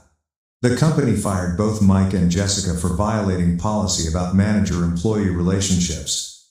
He was facing possible legal action from the company for using business trips to conduct his affairs. Jessica had been staying with her sister but wore out her welcome after a week of crying and drama. I also heard that she tried moving in with Mike, but that lasted all of 3 days before reality set in. 2 unemployed people with mounting legal bills in his expensive apartment that turns out he could barely afford when he was employed. Meanwhile, my life's been improving. The business is doing better than ever. Landed 2 major commercial contracts that will keep us busy all year. Bought a new truck, not to show off, but because I actually needed one for work. The divorce is moving quickly. Since Jessica left voluntarily, leaving a written note about moving on with someone else, and there's solid evidence of her affair. It's pretty straightforward. Richard thinks we'll be done in record time. Jessica still tries reaching out occasionally. Texts from new numbers about how she misses what we had and made the biggest mistake of her life. I don't respond. Nothing left to say. Last I heard, she moved back in with her parents in Ohio. And I'm pretty sure that Mike's sleeping on his brother's couch and working at DoorDash to make child support payments. Their grand romance lasted less than a month. In the real world, some of my friends ask if I regret how I handled everything. If I was too harsh or calculated. I tell them the same thing. When someone shows you who they really are, believe them. And when they're planning to screw you over, there's no shame in protecting what you've built. My old man told me something that stuck. In electrical work, you always plan for the worst-case scenario because it only takes one mistake to kill you. Turns out that applies to marriages too. Life's not perfect now, but it's real, and it's mine. Met that chick at the job site the other day. Been grabbing coffee after work a couple of times a week, and I'm already developing feelings for her. Nothing serious yet, but there's something about a woman who can thread a pipe and talk circuit breakers that just works for me. She laughs at my dumb jokes. Lisa thought she's the only woman on earth who laughs at my jokes, and she doesn't look at her phone every 5 seconds when we're together. Crazy how you don't realize what you're missing until you actually have it. No regrets. Thanks for coming to my TED Talk, Reddit. You guys helped more than you know. Edit. Holy thanks for the gold. To answer the most common question, no, I won't take Jessica back. Not even if she changes some wires. Once crossed, can't be fixed.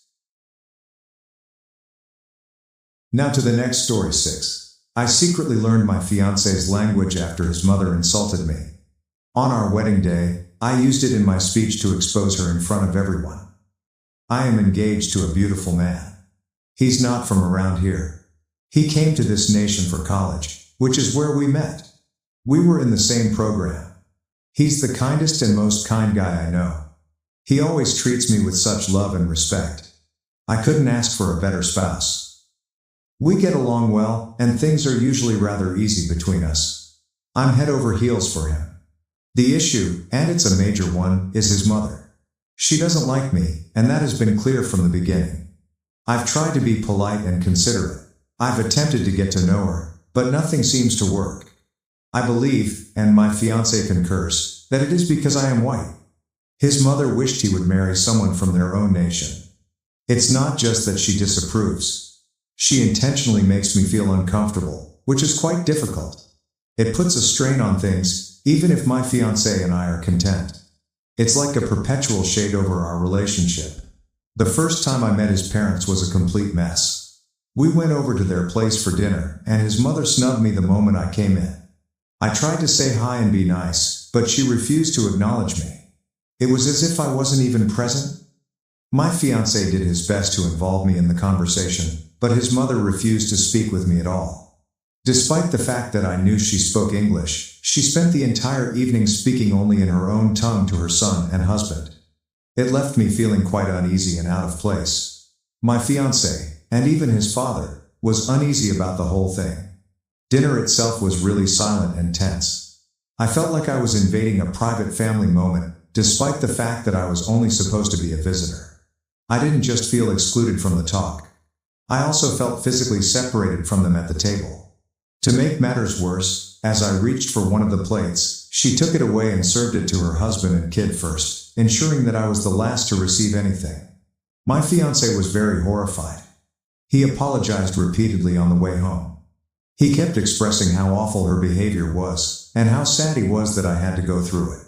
He promised me that if things didn't improve, we would have less contact with her. He didn't even wait for my response before apologizing and defending myself. He appeared to be as upset as I was, if not more so. The entire meeting was unpleasant, and it gave me a good indication of what I was in for. Of course, even after that dreadful first meeting, I had to see his mother on several occasions. It was his birthday, and he wanted to celebrate with his family, including me. I understand how much he loves his family. Each time, I found myself battling my own emotions. I wanted to be there for my spouse, but I was afraid to go. I hoped things would improve, but she remained as cold and disinterested as before.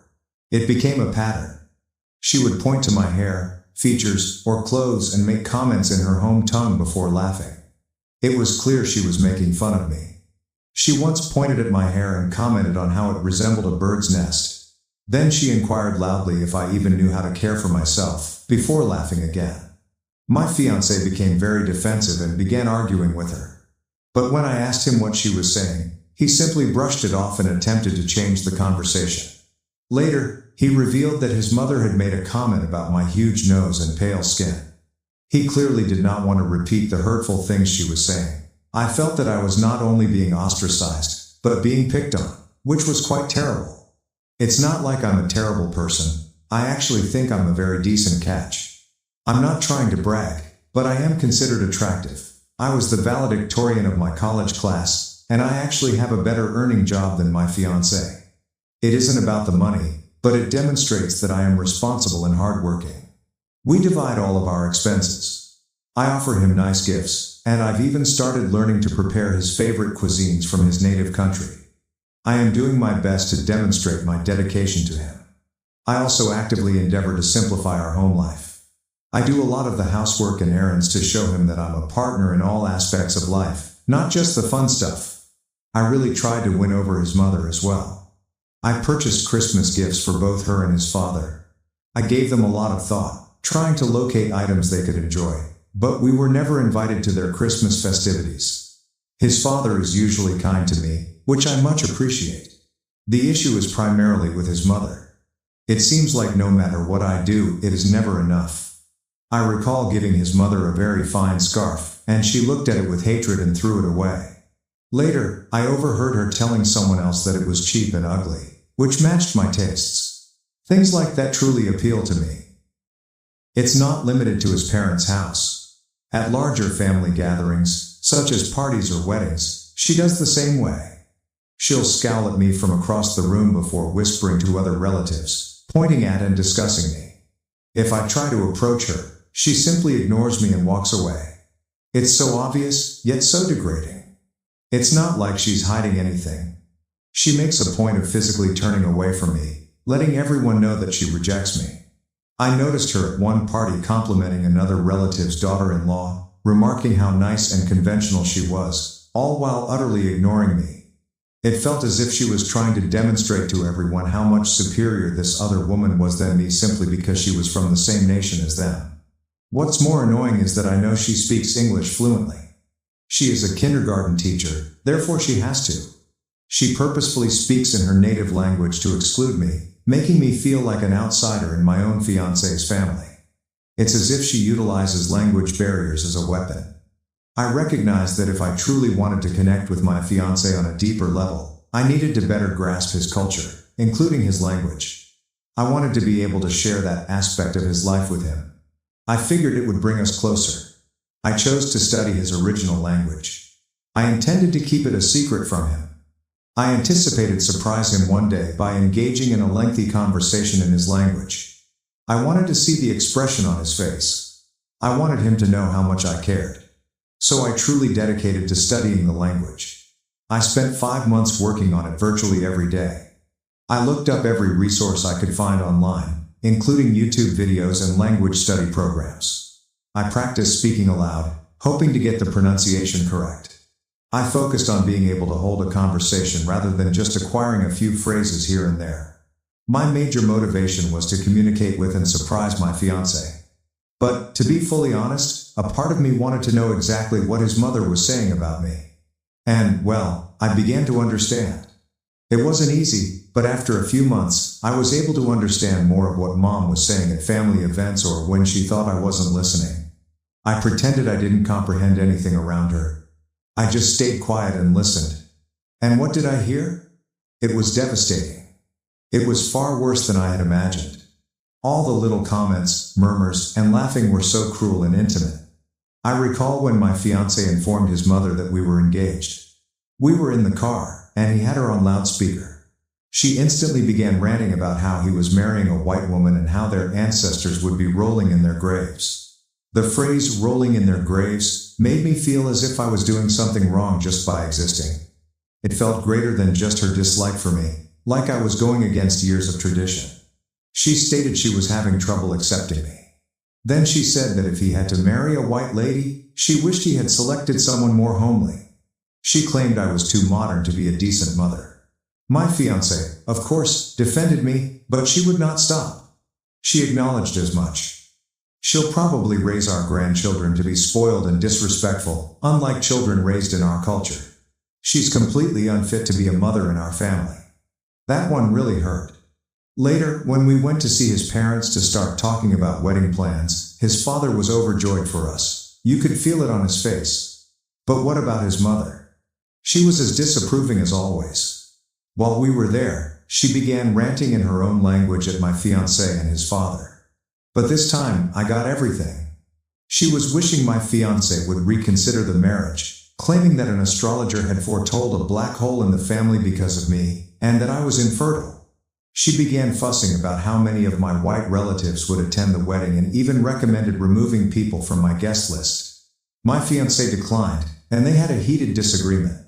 I just stood there, crushed, and knew exactly what she was saying. To top it all off, she lied to my father-in-law, stating I had been bragging about how much more money I made than my fiancé, in an attempt to make me appear terrible. It was all so unfair and untrue. I thought wedding dress shopping may be a good bonding experience, so I invited my future mother-in-law, as well as my mother and sister, to join me. I was hoping it would be an opportunity for us to connect and have a good day together. It proved to be anything but that. She was terrible. She made a critical comment about every dress I tried on. She'd roll her eyes, make passive-aggressive comments, and basically make me feel bad. What is the worst part? When I discovered a dress that I simply adored, I felt lovely wearing it.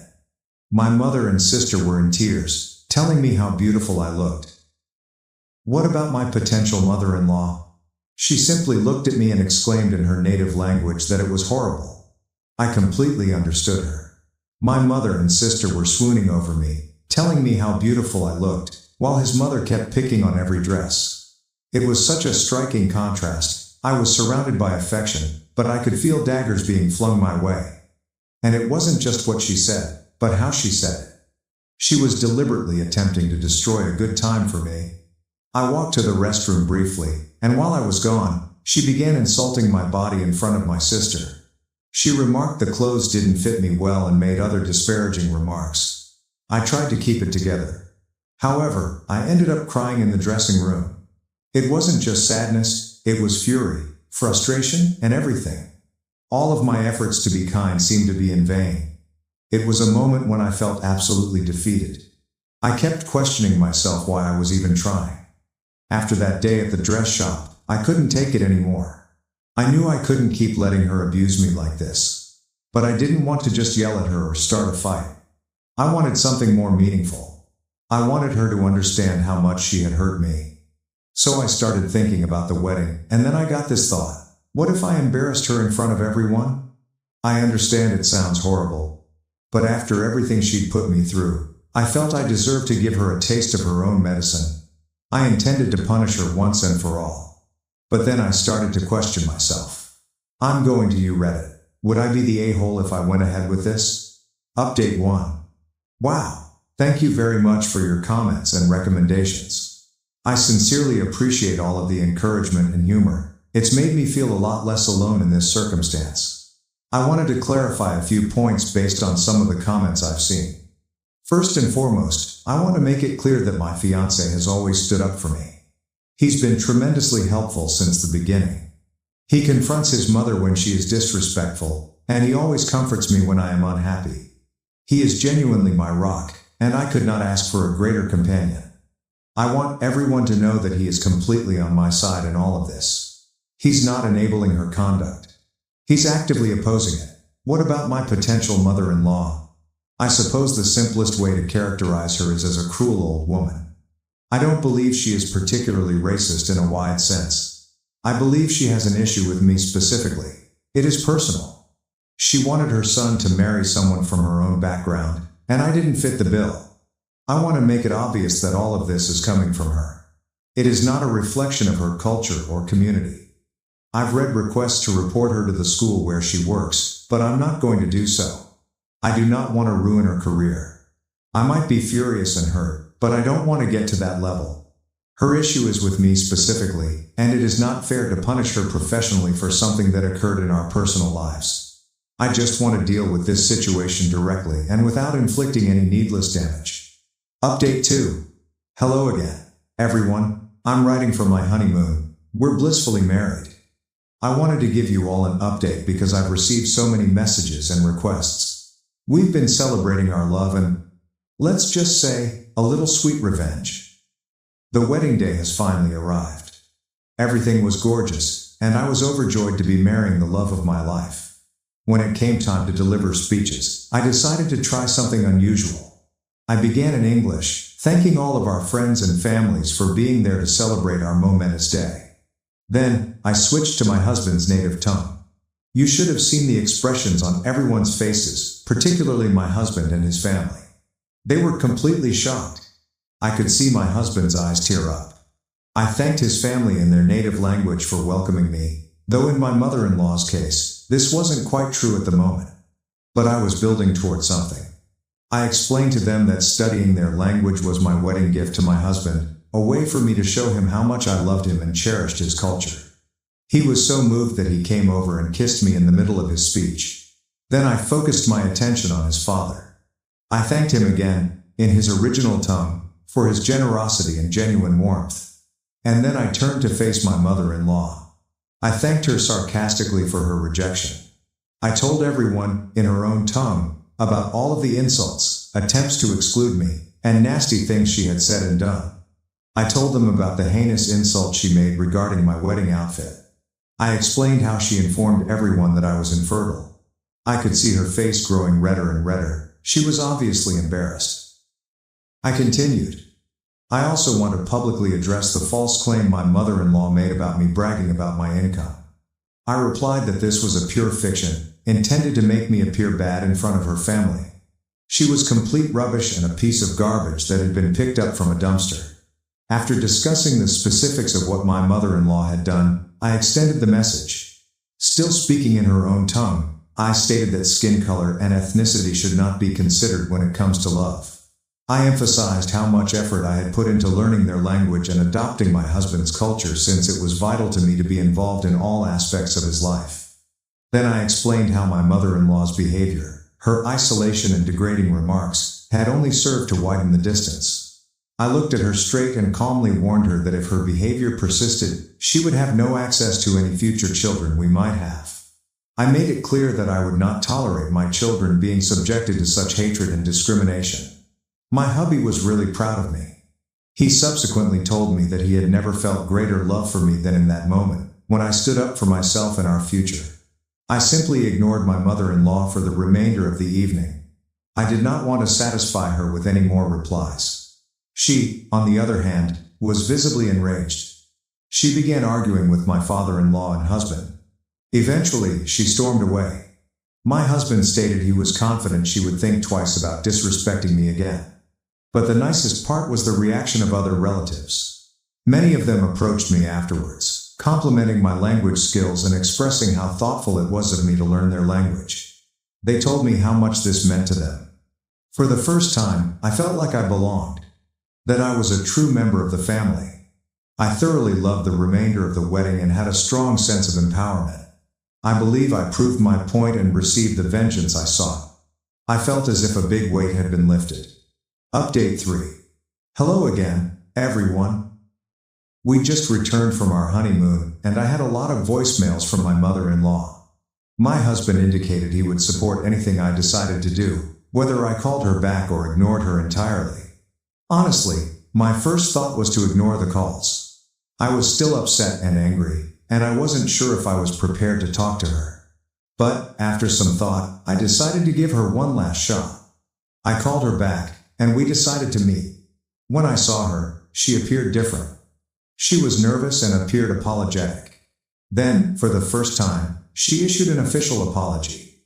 She stated that she was really angry after the wedding, specifically after my speech, but that she had some time to contemplate. She stated that a number of relatives had called her out on her behavior, which made her realize how terribly she had acted.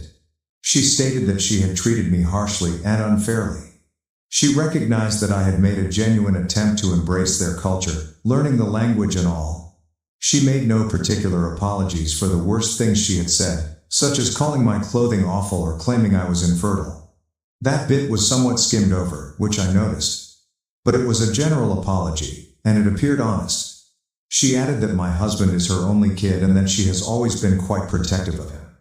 She stated that she had always imagined him marrying someone from their home country, and that she struggled to accept me since I did not fit her expectations.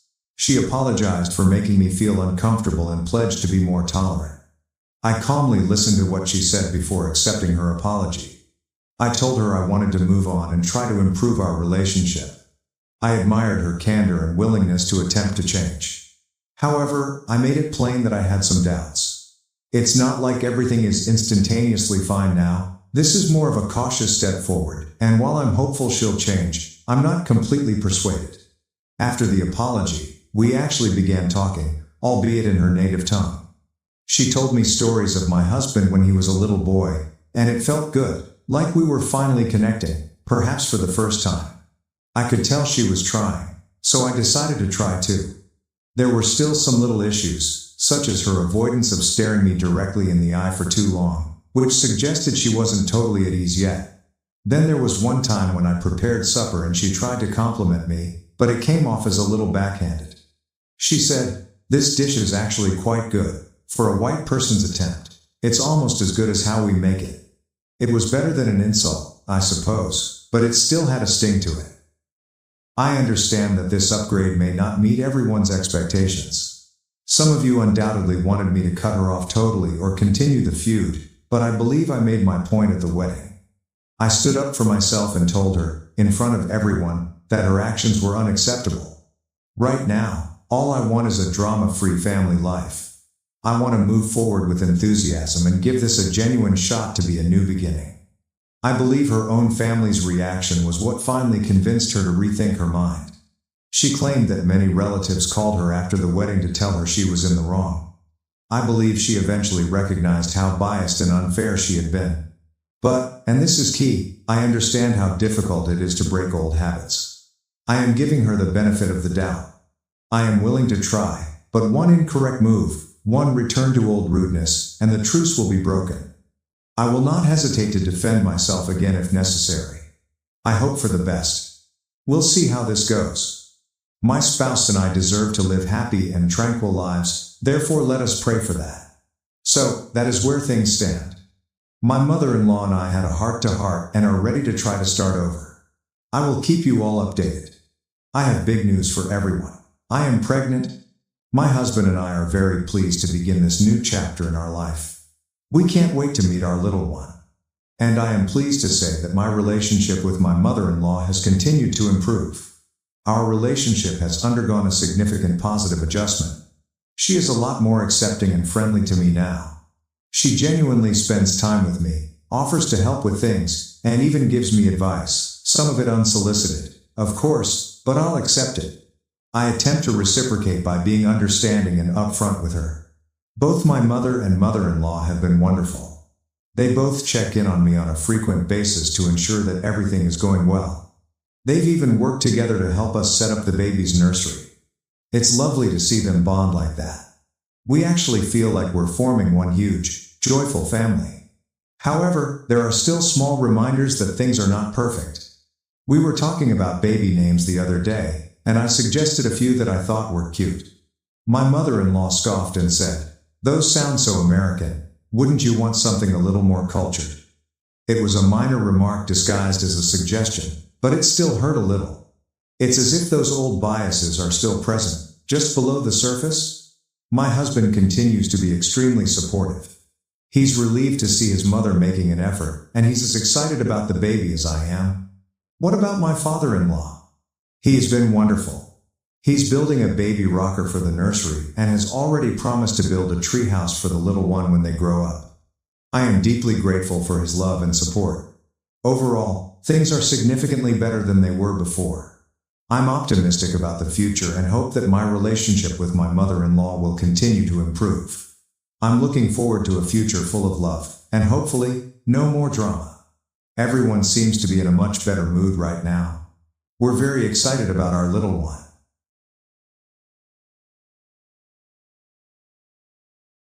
Thank you for watching. If you haven't subscribed yet, please do so and hit the notification bell to stay updated with more shocking real-life stories happening around you.